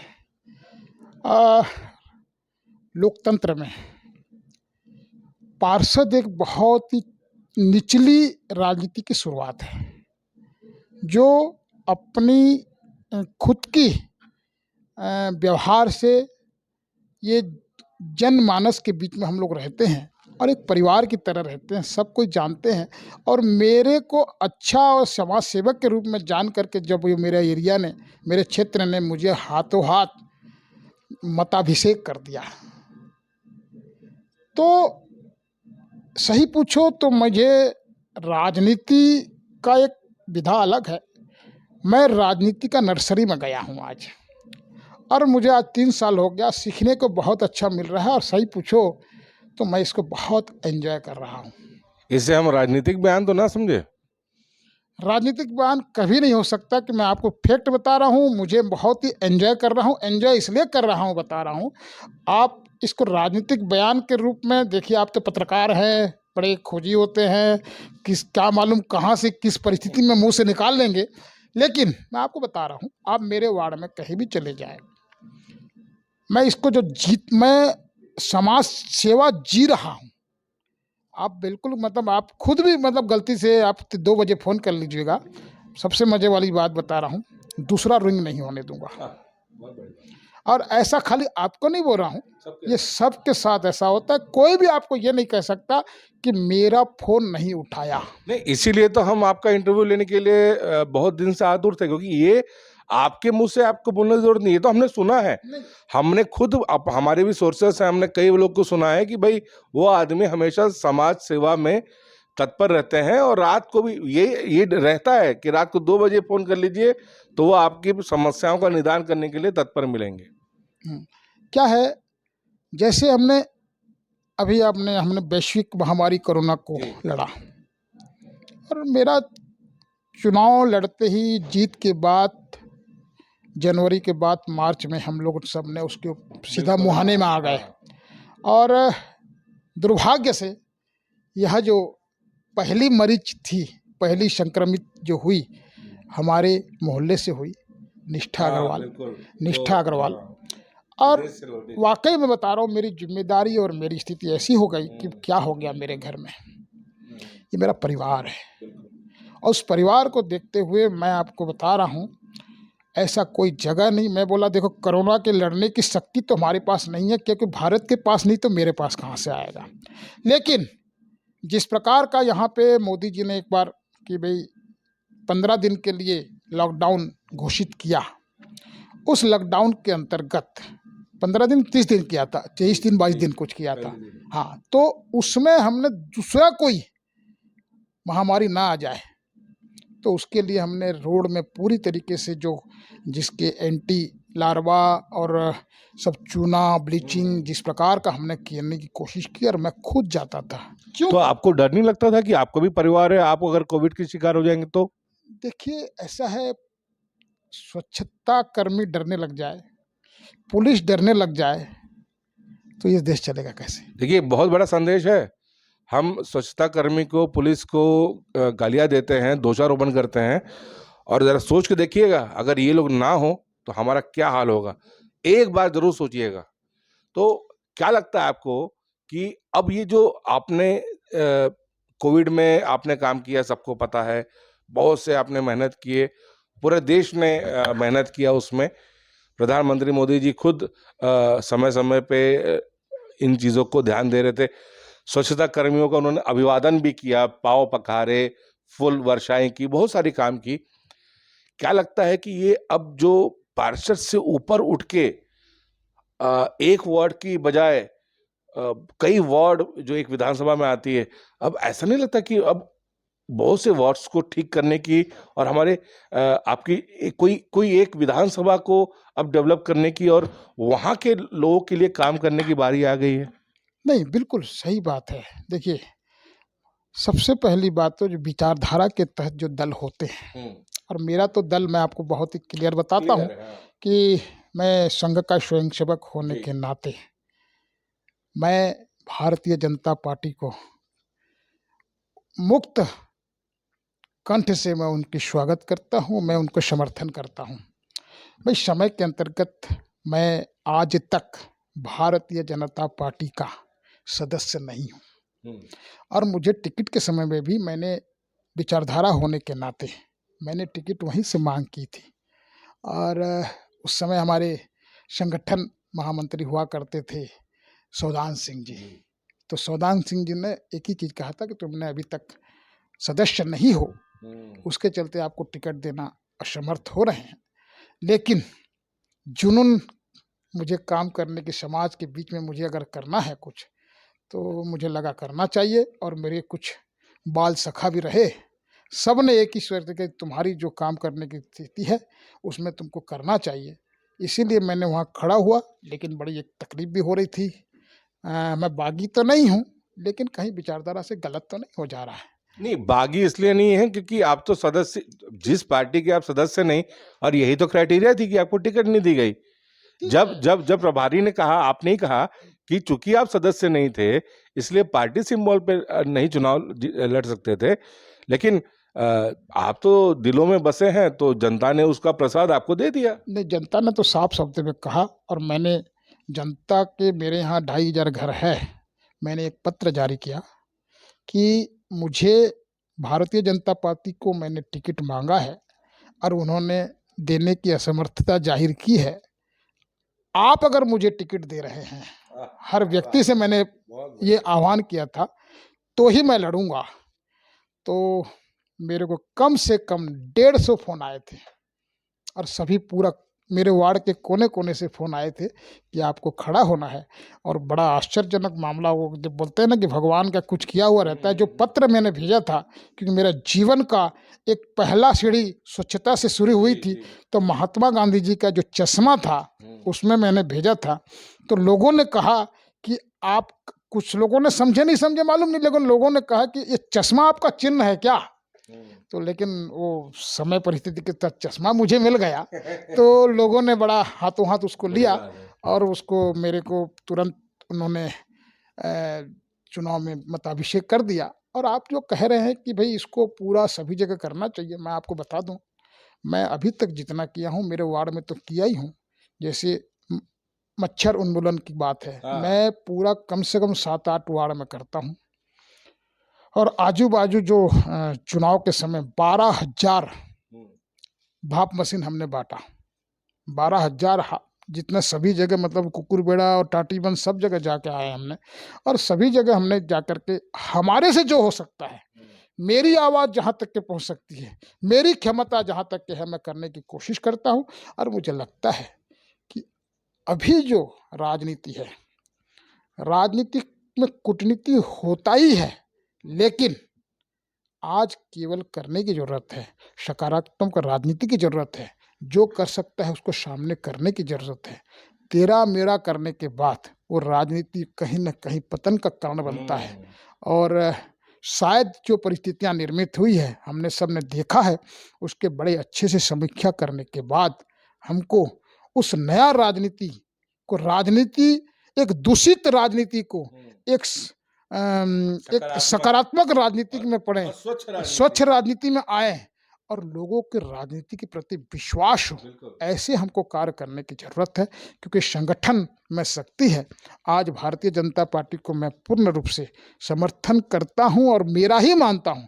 मुझे नहीं लगता कि कोई लोग, मेरे को भी सभी लोग मानते हैं कि भारतीय जनता पार्टी से संबंध रखते हैं करके, और मुझे अच्छा लगता है कि भारतीय जनता पार्टी ही एक ऐसी पार्टी रही है जो देश के बारे में सोचती है और देश को आगे ले जाने में अपनी अहम भूमिका निभाने की कोशिश करती है।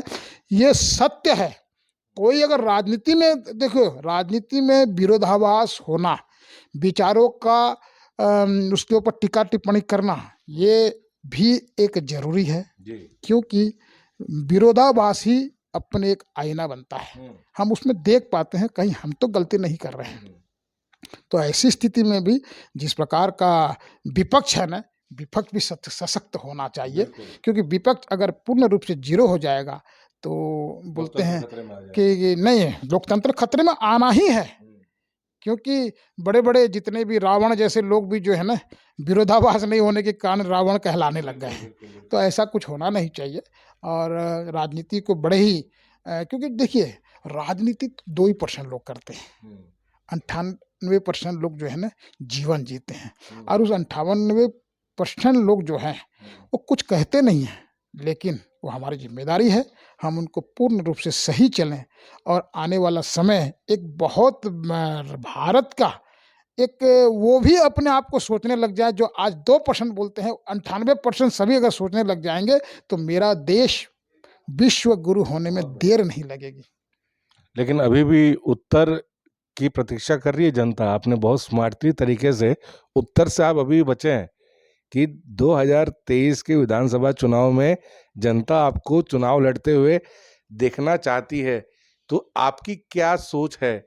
इससे आप बच निकले अभी, लेकिन हम आपको छोड़ेंगे नहीं जब तक आपका जवाब नहीं मिलेगा। देखिए, ऐसा है, मैं अगर कुछ करने निकला हूँ, मुझे अगर कहीं भी उपयुक्त पाते हैं तो मैं वहाँ पे पीछे हटने वाला नहीं हूँ। अगर मुझे कहा जाता है कि तुमको ये काम करना है तो मैं ज़रूर करने को तैयार रहूँगा। और चुनाव में आना नहीं आना, आपका मैं प्रश्न को बहुत ही अच्छे से समझ पा रहा हूँ। आप मुझे कह रहे हैं कि चुनाव में आप खड़े होंगे या नहीं होंगे। मैं आपको बहुत ही स्वच्छ मन से इस बात को मैं आपको कहना चाहता हूँ कि संगठन में बहुत बड़ी शक्ति होती है। संगठन बहुत सुंदर ढंग से उसको नापती तोलती है। अगर मुझ में अगर वो चीज़ दिख रही है, अगर मुझे वैसा मौका मिलता है तो मैं इस बात में खरा उतरने की ज़रूर कोशिश करूँगा। और मुझे लगता है कि मैं जीवन में कि मेरा और कुछ नहीं रह गया, मैं तो जीवन जो है ना पूर्ण रूप से समाज को समर्पित करता हूँ।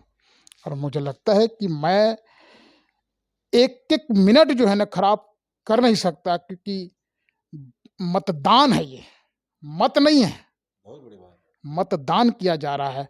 मेरा 8,726 मतदान जो मेरे को हुआ है, मैं तो कभी भी मेरे फ़ोन में नहीं पूछा तू कौन है।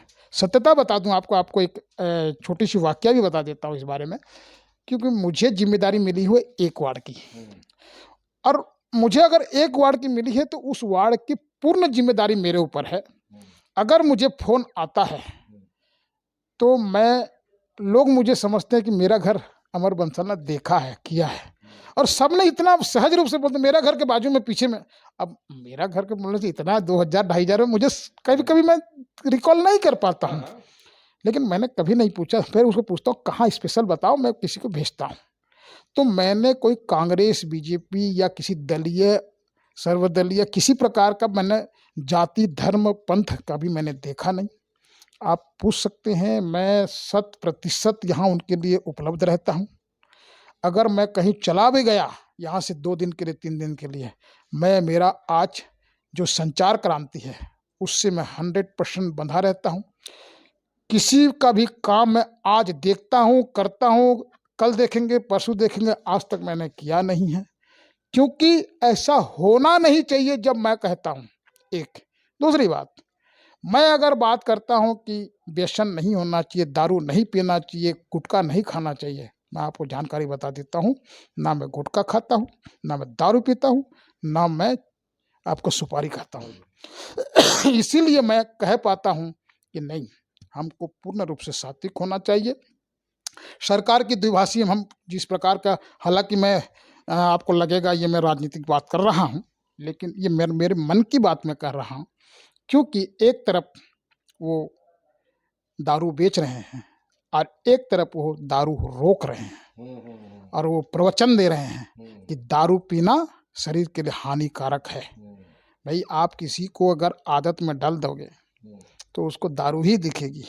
आप उसको मना करो या और उसको मारो पीटो कुछ भी करो, कुछ काम नहीं आना है। तो सरकार की द्विभाषी बात भी जो है ना, जनता के लिए एक नकारात्मक छवि है। ये इस प्रकार का सरकार को करनी नहीं चाहिए। मैं उसके लिए ये भी नहीं कह रहा हूँ, आप मुझे पूछ सकते हैं कि 15 साल में आपने क्या किया। देखो 15 साल में तो जो परिस्थिति, सरकार की एक अलग विधा होती है, कुछ परिस्थितियाँ होती हैं, लेकिन जो भी हो इसको एक सकारात्मक पहलू ढूंढना चाहिए। जैसे गुजरात में आज पूर्ण शराबबंदी है, वहाँ चल रहा है ना, मुझे लगता है कि हो सकता है कि भाई लोग छुपा के पी रहे होंगे, कहीं जा के पी रहे होंगे, हो सकता है, लेकिन मुझे लगता है कि कहीं ना कहीं उसकी कमी तो आई है। बिल्कुल, अभी बिहार के मुख्यमंत्री ने भी इसमें देखा। तो उसके लिए मैं उनको भी स्वागत करता हूँ। भाई देखिए, दारू किसी को ही अच्छा नहीं किया, और हमने देखे हैं, हमने देखा है, घर तबाह होते देखा है। मेरा एक निजी एक संबंधी है, वो पूरा घर तबाह कर चुका है, आज वो तलाक के मामलों में आ चुके हैं, बच्चे की स्थिति, सुरक्षा के ऊपर सवाल उठने लग गए हैं। तो ऐसी स्थिति में सरकार को सोचना चाहिए। अगर मुझे कभी अगर ऐसी अवसर आता है, आपका प्रश्न का उत्तर मैं अभी दे रहा हूँ आपको, अगर मुझे कैसा अवसर आता है तो मैं इसकी सही समाधान ढूंढने की कोशिश करूंगा, और इसको ऐसा समाधान जो सब बंद करते हुए नुकसान ना हो, हमारी राजस्व का नुकसान ना हो, और पूरा जन समाज का कल्याण का ही माना जाए। आज मेरे जो बहनें हैं, माताएं हैं, जो पूरा परिवार आज खो जाता है, उससे हम वंचित हो पाएंगे। बिल्कुल। देखिए, एक बड़ी बात है। वापस आते हैं उसी प्रश्न में, क्योंकि इसके बाद एक अंतिम प्रश्न है। मान लीजिए कि आप जिस पार्टी की बात कर रहे हैं, जिससे आपका लगाव है, मेंबर तो आप खैर बने नहीं है, मान लीजिए कि उस पार्टी की तरफ से आपको दोबारा बोला जाता है कि हम आपको टिकट नहीं दे सकते हैं। मान लीजिए, फर्ज कीजिए, एक परिस्थिति की बात है। और दूसरी तरफ देश ने कई ऐसे निर्दलीय विधायक देखे हैं जिन्होंने रिकॉर्ड तोड़ मतों से जीत हासिल की है, और आज भी अपनी सीट को बाकायदा बचा के रखे हैं, और आज भी उनका उस राज्य की सरकारों में उतना ही हस्तक्षेप होता है कि उनके बिना कोई काम नहीं होता है।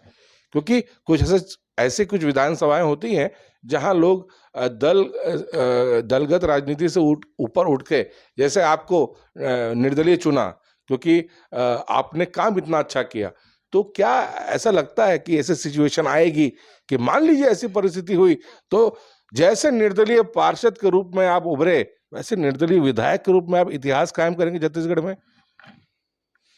बड़ा पेचीदा प्रश्न आपने पूछा है। मैं तो कहा था कि आपने बिल्कुल प्रश्न तो कहा है आएगा, लेकिन मैं आपको बता दूं कि हम सरकार के बीच में जहां बात करते हैं, सरकार एक निर्णय करता होता है, मेरा निर्दलीय खड़ा होना, जीतना, नहीं जीतना, ये अलग मैटर है। लेकिन सरकार जहाँ होती है, सरकार का निर्णय में अगर थोड़ी सी भी गलती हम कर देते हैं, तो मेरी गलती नहीं होगी और जनता के लिए गलती हो जाएगी और मेरे लिए बड़ा पाप हो जाएगा। निर्दलीय जीत जाना कोई बहुत बड़ी बात है या नहीं है, वो आप लोग समझ पा रहे होंगे। मैं निर्दलीय जीता हूँ और निर्दलीय में काम कर पा हूँ। निगम एक स्वायत्त शासन है, निगम का खुद का एक शासन होता है और उस शासन में एक प्रकार का समझ लीजिए ये एक ट्यूशन है। लोकतंत्र में एक ट्यूशन होता है कि छोटे से छोटे लोग जो है ना नेतृत्व में आए और आगे बढ़ते जाएं और उनको नेतृत्व क्षमता बढ़े, ऐसा मुझे लगता है। स्वायत्त शासन के अंतर्गत करते हैं, उसमें कोई भी खड़ा हो सकता है, जीत भी जाता है, जैसे मैंने जीता हूँ। अब मैं सही हूँ गलत हूँ ये समय परिस्थिति के अंतर्गत बताएगा, लेकिन विधानसभा का चुनाव एक प्रांत को नेतृत्व करता है, वह दशा और दिशा की बात करता है। ऐसी परिस्थिति में अगर हम खड़े होते हैं और जीत भी जाते हैं तो उसका जनता के प्रति फायदा और नुकसान क्या होगा, बड़े सोचने का विषय है। अगर मुझे कहा जाए मेरा सब कुछ ठीक भी हो तो मुझे नहीं लड़ना चाहिए। देखिए, बहुत ही सफाई से और दिल से आंसर दिया है। ये आंसर में बिल्कुल भी राजनीति नहीं थी, समझ सकते हैं। फर्ज करिए कि आप विधायक बन जाते हैं और हमारी शुभकामनाएं भी हैं, क्योंकि उस प्रश्न पे जो बगल में खाटू श्याम का मंदिर है, घंटे बजने शुरू हो गए थे जब मैं आपकी ये प्रश्न किया था। तो ये भगवान का इशारा है या ये भी जैसे आप स्वतः ही राजनीति में आ गए, ईश्वर पे चूंकि आपकी आस्था है, तो जैसे पार्षद बने, क्या पता कि एक और इतिहास बने। आप टिकट अगर आपको भारतीय जनता पार्टी नहीं देती है, पर हमारी ये आपसे पेशकश रहेगी कि अच्छे प्रतिनिधियों को, जनप्रतिनिधियों को टिकट देनी चाहिए दलगत राजनीति से ऊपर उठकर। और अगर आप जीत जाते हैं तो एज ए विधायक आपकी तीन प्रमुख ऐसे कौन से काम होंगे, क्योंकि आपने इस क्षेत्र को, आपने कहा कि आप दूसरे वार्ड्स में भी आपने मेहनत किया है बहुत ज़्यादा। आप मच्छरदानी और के आप नगर निगम भी चले गए थे, धरना देते हैं। आप अभी वाटर लॉगिंग हुई थी तो पट्टी पहन के आप पानी में भी उतरे थे, सबने देखा है, आप लोगों के बीच में रहते हैं। तीन ऐसी कौन सी मुख्य आपके काम होंगे जिन्हें आप करना चाहेंगे एज ए विधायक? देखिए, सबसे पहली बात तो जहां हम सरकार में अगर चुन के जाते हैं, अब पहली बात तो चुनाव लड़ना या नहीं लड़ना अपनी जगह, नहीं, मैंने पूरा कि विधायक आप बन गए एज ए अमर बंसल विधायक, तीन प्रमुख काम उनके कौन से होंगे? देखिए सबसे पहली बात तो जहां सरकार की बात आ जाती है, मान के चले हम विधायक बन गए तो सरकार के साथ एक सार्वजनिक निर्णय के साथ कार्य करना पड़ता है। अगर मैंने सोच लिया वो हो जाएगा, क्योंकि विपक्ष का भी मामला है और सब हम बंधे रहते हैं। लेकिन सरकार के उद्देश्य जो है ना, जन कल्याणार्थ ही काम करने की कोशिश करती है और ये मुझे नहीं लगता कि ये तीन कार्य ही पर्याप्त हो जाते। तीन प्रमुख कार्य, जैसे एक प्रायोरिटी होती है कि मैं विधायक बनने के बाद पहले तीन काम कौन से करूंगा? देखिए हमारा भारत एक समझ लीजिए 75 साल का है। 75 साल का भारत समझ लीजिए छोटा ही है अभी। हम जहाँ से शुरू किए थे, जहाँ तक पहुँचे हैं और कहाँ तक पहुँचना है, क्योंकि कई पीढ़ी खप गई और कई पीढ़ी तक चलना है। तो ऐसी जगह हम एक नया भारत का निर्माण के लिए हमको कौशल विकास की ओर जाना चाहिए। कौशल विकास एक ऐसा विषय है, क्योंकि हमारे देश में जो शिक्षा पद्धति है केवल नौकरी के लिए, और ये नौकरी के बस पर ही एक राजनीति चल रही है। हमको नौकरी नहीं मिली, नौकरी मिलेगी, ये है वो है, जिस प्रकार की राजनीति, ये राजनीति कब तक? मेरा ऐसा है कि स्वर्णिम समय देने की बात आनी चाहिए और वो स्वर्णिम समय देने में युवा शक्ति को जो है एक अच्छा दिशा देने की जहाँ बात करेंगे, क्योंकि ये ऐसा बात नहीं कि मैं उसको नया करूँगा करके, एक चल रहा था। भाई स्वच्छता की बात करें, क्या 2014 से स्वच्छता नहीं चल रही थी? लेकिन 2014 से स्वच्छता के प्रति बराबर फॉलो अप करते हुए एक स्वच्छता के प्रति विश्वास बढ़ा है। लेकिन अगर वही कौशल विकास की बात हम करें, तो कौशल विकास की बात हमको पहला कौन करे, पहल कौन करे। मैं अगर आज काम करने की कोशिश करता हूं, तो उस काम में एक भ्रम की स्थिति है। मेरा दुकान चलेगा, नहीं चलेगा, पैसा लगाऊं, नहीं लगाऊं, मतलब हर चीज में आदमी डर, एक भय का वातावरण है, असुरक्षित है, अपने आप में महसूस कर रहा है। लेकिन हम उसको जीरो से स्टार्ट होकर के, मतलब B2B छोड़ करके B2U, मतलब बिजनेस टू यूजर तक।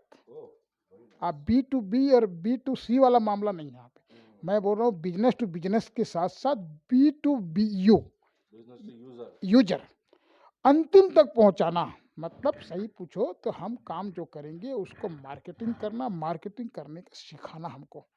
आज यहाँ पे ज्ञान की कमी है और सरकार करने में कहीं कसर नहीं छोड़ रही है। लेकिन हर चीज क्या सरकार के भरोसे चलने वाली है? हर चीज को क्या हम सरकार को दोष देने वाले हैं?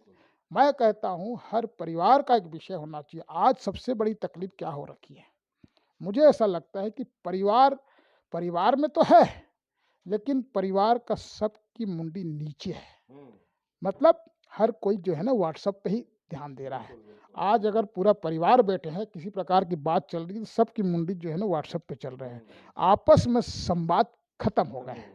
आपस में संवाद जब खत्म हो गया है, तो अपने को उसको थोड़ा सा हमको बाहर लाना पड़ेगा। जब हम उसको उससे बाहर जब आ जाएंगे, ठीक है। देखिए ये भी एक बहुत बड़ी बात है, क्योंकि संचार का माध्यम है, टेक्नोलॉजी का माध्यम है। इसको भी इसी के माध्यम जो कर लो मुट्ठी, दुनिया में जो बोल रहे हैं ना, वाकई में मुट्ठी में दुनिया आ गई है।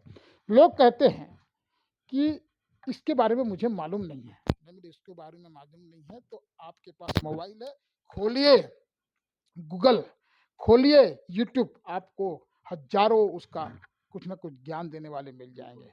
और उसके बाद भी सरकार का भी पहल होनी चाहिए, उसका अर्थ से लेकर के संकल्प से लेकर के सिद्धि तक जाने के लिए हमको जितने भी प्रकार का पहल करना चाहिए उसके लिए। और उसके जो सरकार आज जो बोल रहे हैं कौशल विकास की बात करते हैं, जिसको भी देखो केवल आपको अगरबत्ती का बात करता है, जिसको देखो केवल खाली डिस्पोजल की बात करता है, खोली दाना पत्तल तक पहुंच जाता है। या हमारी बहनें हैं, हजारों बहनें हैं जो स्व सहायता समूह की हैं, वो ठेठरी बना लाएंगे, कुछ लड्डू बना लाएंगे, और हमारे पास में पार्षद होने के नाते बोलो ये बढ़िया बनाए हैं, वो अपने हिसाब से बहुत खुश हो जाती हैं, कुछ ना कुछ कर रही हैं, खुश हो जाती हैं। लेकिन उनको उदासी छाती है, वो उसके बाद नहीं पहुंच पाते, कोई चीज़ को पैकेजिंग करके आगे नहीं बढ़ा सकते। आज हम बात करते हैं, देखिए आज मेरे छत्तीसगढ़ की बात मैं बात करूं तो हरियाणा का, वहाँ का किसान करोड़ों कमाते हैं, लेकिन मेरा छत्तीसगढ़ नहीं कमा पाता। अगर किसान की बात करेंगे तो उनको हम चिंता करते हैं कि भाई किस प्रकार आप इसको पैकेजिंग करिए, किस प्रकार आप सीधा मालिक बनिए ना। आप बीच में इतने सारे वो हो जाते हैं, सरकार से लेकर सरकार भी उसमें समाहित है, जो उसको पनपने देना नहीं चाहती। और मैं तो आपको बड़ा बोलने में कहीं मैं पीछे नहीं हटूंगा। अगर सरकार का गति को रोकने की अगर बात करते हैं, तो ये सरकारी अधिकारी हैं जो हर काम को रोक देते हैं, हर चीज को केवल मतलब कुछ न कुछ लेंदी प्रोसेस करके उसको रोक देते हैं, जिसको हम एक दिन में होना चाहिए 2-2 महीना तक उसको करते नहीं है। मान के चलिए, आप देखिए गलती कहाँ से होती है। गलती होती है, मेरा लाइसेंस नहीं है गाड़ी चलाने की, मैं लाइसेंस जाके वहाँ पे पुटअप करता हूँ, मतलब उसको 2-2 4-4 महीना लाइसेंस नहीं आता, क्या गाड़ी चलाना बंद कर दो? गाड़ी चलाना ही पड़ेगा मुझे। मेरा घर बनाना है, एक तो देखो बहुत जीवन की एक बहुत बड़ा सपना रहता है, घर बनाना है, लेकिन उसके कुछ व्यवस्था है, नियम है, कानून है, उसको पालन सब करना चाहते हैं।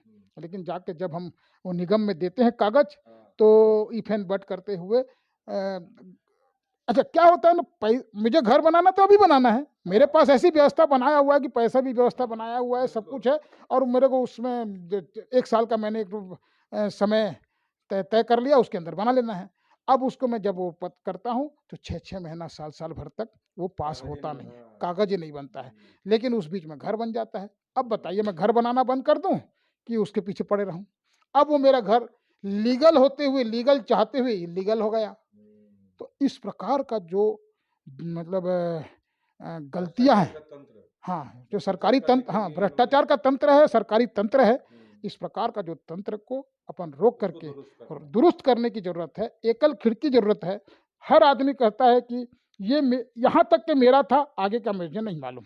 और इसकी जो है ना पार्ट-पार्ट में जो है, इसको एक करने की ज़रूरत है और एक करेंगे तभी इसकी गति बढ़ेगी। और मुझे लगता है मोदी जी का जिस प्रकार का एक योजना मानसिक रूप से कर रख चुके हैं, तो वो बताया ना, पार्षद से प्रधानमंत्री तक, तो पार्षद तक भी ये सब चीज़ पहुँचना चाहिए और लाखों मोदी की दरकार है और मैं उसमें अमर बंसल भी एक तो हो चुका है।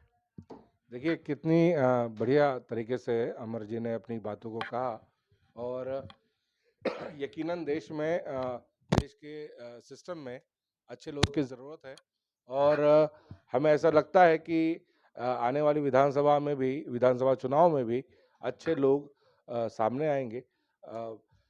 अमर जी, एक संदेश आपके जनता के नाम।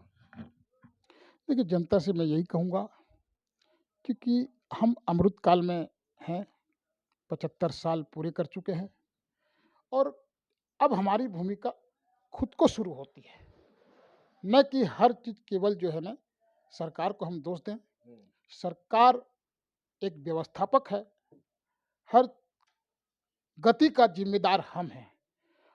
अगर परिवार के हर व्यक्ति अपनी ज़िम्मेदारी समझ ले, तो सरकार को दोष देने के बजाय अपने आप को दोषी मानना शुरू जिस दिन से कर देंगे, उस दिन मेरा भारत का अग्रणी भूमिका रहेगी। और जब एक स्वच्छ भारत, स्वस्थ भारत और विकसित भारत की जहाँ बात आ जाएगी, तो उसमें आपकी भूमिका है, ऐसा आप समझ सकते हैं। नहीं तो ऐसे ही चलेगी कि सरकार नहीं करता, वो नहीं करता, पार्षद नहीं करता, दूसरे को दोष देना बंद करें, अपनी गलती को सुधारते हुए हम अपना काम को करें, तो मुझे लगता है इसकी जो उद्देश्य हमारा जो है, उसकी लक्ष्य प्राप्ति बहुत जल्दी कर सकते हैं।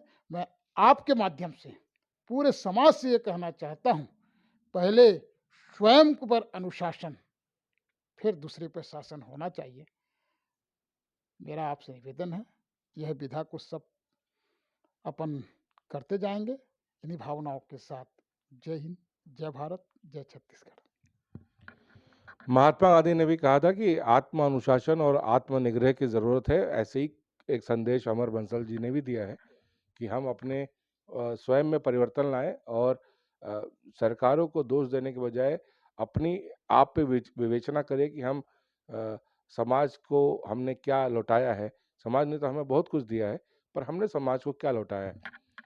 एक अंतिम सवाल क्या संदेश की बात है।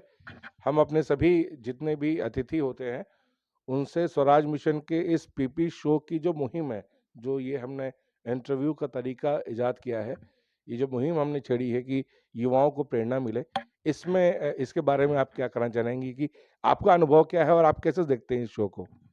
देखिए,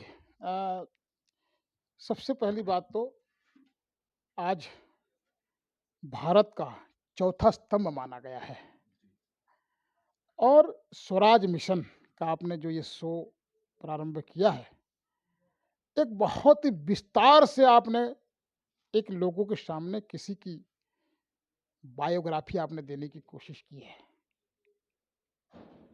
मैं अपने आप को सबसे पहली बात तो इस बायोग्राफी के लायक मैं तो नहीं मानता हूँ। आपने माना है तो आपका मैं शुक्रगुजार हूँ। लेकिन नेतृत्व को लोगों को जानने की दरकार है, सत्यता है ये। क्योंकि हम जब हमारी बेटे को जब शादी करने की बात करते हैं तो बेटी के बारे में सब कुछ जानने की कोशिश करते हैं। वैसे ही उस लड़की वालों ने लड़के के बारे में सब जानने की कोशिश करते हैं। हमारी विडंबना है देश की कि जब चुनाव आता है, चुनाव जब आता है और वो कोई नेता खड़ा होता है, दल से हो, दल से बाहर भी हो। मैंने एक तो आपको बता दूं, दीनदयाल उपाध्याय जी का एक ठो पॉलिटिकल डायरी है, उसमें पेज नंबर 261 में लिखा हुआ है, आप पढ़िएगा। मैं आप सभी दर्शकों से भी कहना चाहता हूँ, पढ़िएगा। उसमें लिखा हुआ है, इतने बड़े जो विचारक रहे हैं उन्होंने उस समय लिख दिया था कि नेतृत्व, जो शीर्ष नेतृत्व होते हैं और जिनका विचार से, जिनकी विचारधारा से हम चुनाव प्रक्रिया में जाते हैं, जो दशा और दिशा को तय करते हैं, ऐसी जगह तेरा मेरा कर, षड्यंत्र कर या किसी प्रकार का भ्रष्टाचार से लिप्त होकर किसी को अगर टिकट दे देता है तो उसको मतदाता जरूर सबक सिखाना चाहिए।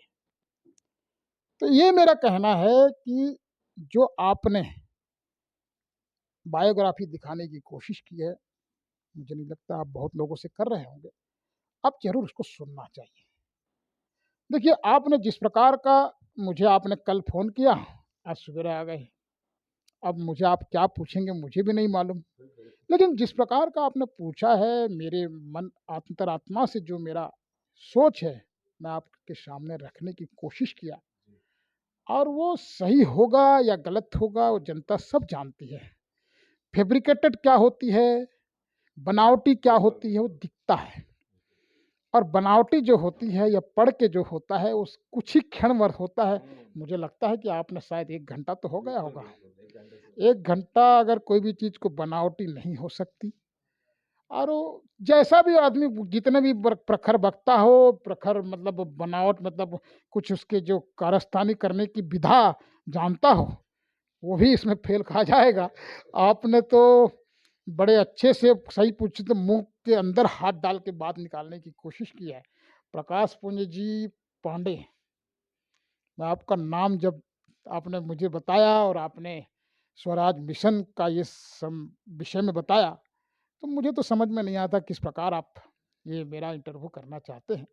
लेकिन मुझे लगता है कि आपने एक बड़ी गहराई को पकड़ने की कोशिश की है, और यह गहराई मुझे निसंदेह समाज अगर इसको पकड़ता है तो मेरे जैसे कई लोग होंगे, इस पार्षद से प्रधानमंत्री तक लोगों का आपने इंटरव्यू लेने की कोशिश किए होंगे।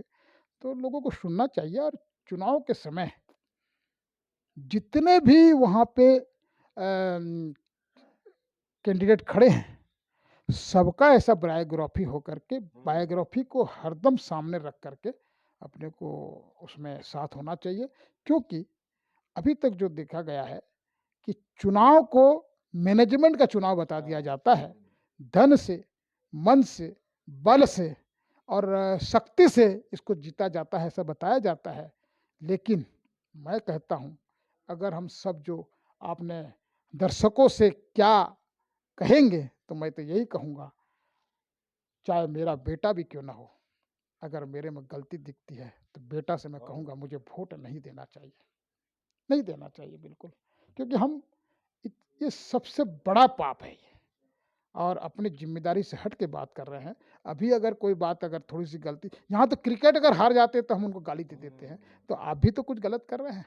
और ठीक है, आप बड़े लोग पैसा नहीं लेते होंगे, लेकिन तेरा मेरा का तो शिकार हो जाते हैं, तेरा मेरा का शिकार हो जाते हैं। बहुत अच्छा सजा दिया है तो शिकार हो जाते हैं, बहुत अच्छा भीड़ कर दिए है तो शिकार हो जाते हैं। ऐसा नहीं होना चाहिए। सही और गलत का पहचान हर आदमी को होना चाहिए, क्योंकि वो 5 साल के लिए दिशा और दशा तय करने वाला है। और लोकतंत्र का एक बहुत बड़ी सुंदरता यह है कि 5 साल में सरकार बदले चाहे नहीं बदले, व्यक्ति तो जरूर बदलना चाहिए, ऐसा मेरा मानना है।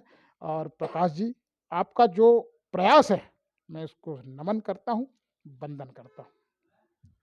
बहुत बहुत धन्यवाद अमर जी। और हमने बिल्कुल भी आपके मुंह में से कुछ भी हाथ नहीं डाला, हमने सिर्फ आपके हृदय को स्पर्श करने की एक छोटा सा प्रयास किया है।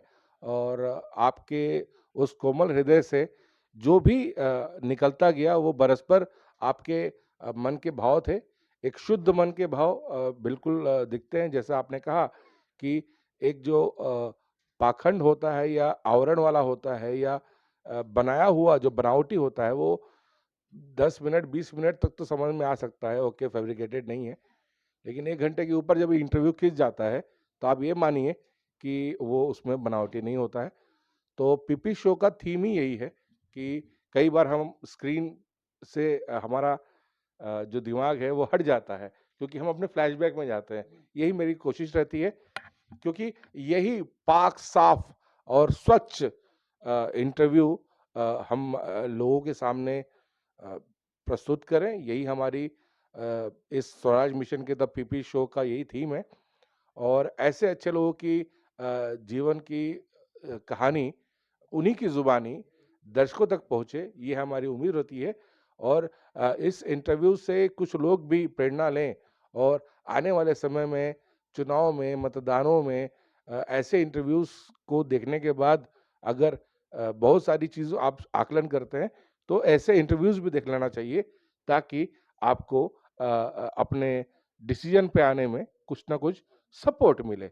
बाकी तो स्वविवेक से हर व्यक्ति अपने काम करता है।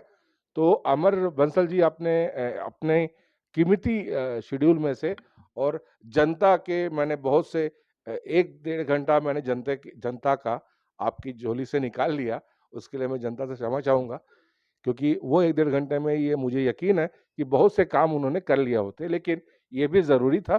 एक बार ही इंटरव्यू होता है, ये इंटरव्यू रोज़ नहीं होते हैं। लेकिन आपने जो समय दिया उसके लिए बहुत-बहुत धन्यवाद। धन्यवाद। तो ये थे अमर बंसल जी, और आपने सुना इन्हीं की जीवन की पूरी कहानी इन्हीं की ज़ुबानी। और आने वाले एपिसोड में एक ऐसे ही नई और विशेष शख्सियत के साथ हम आपसे रूबरू होंगे। तब तक के लिए देखते रहिए स्वराज मिशन। जय हिंद।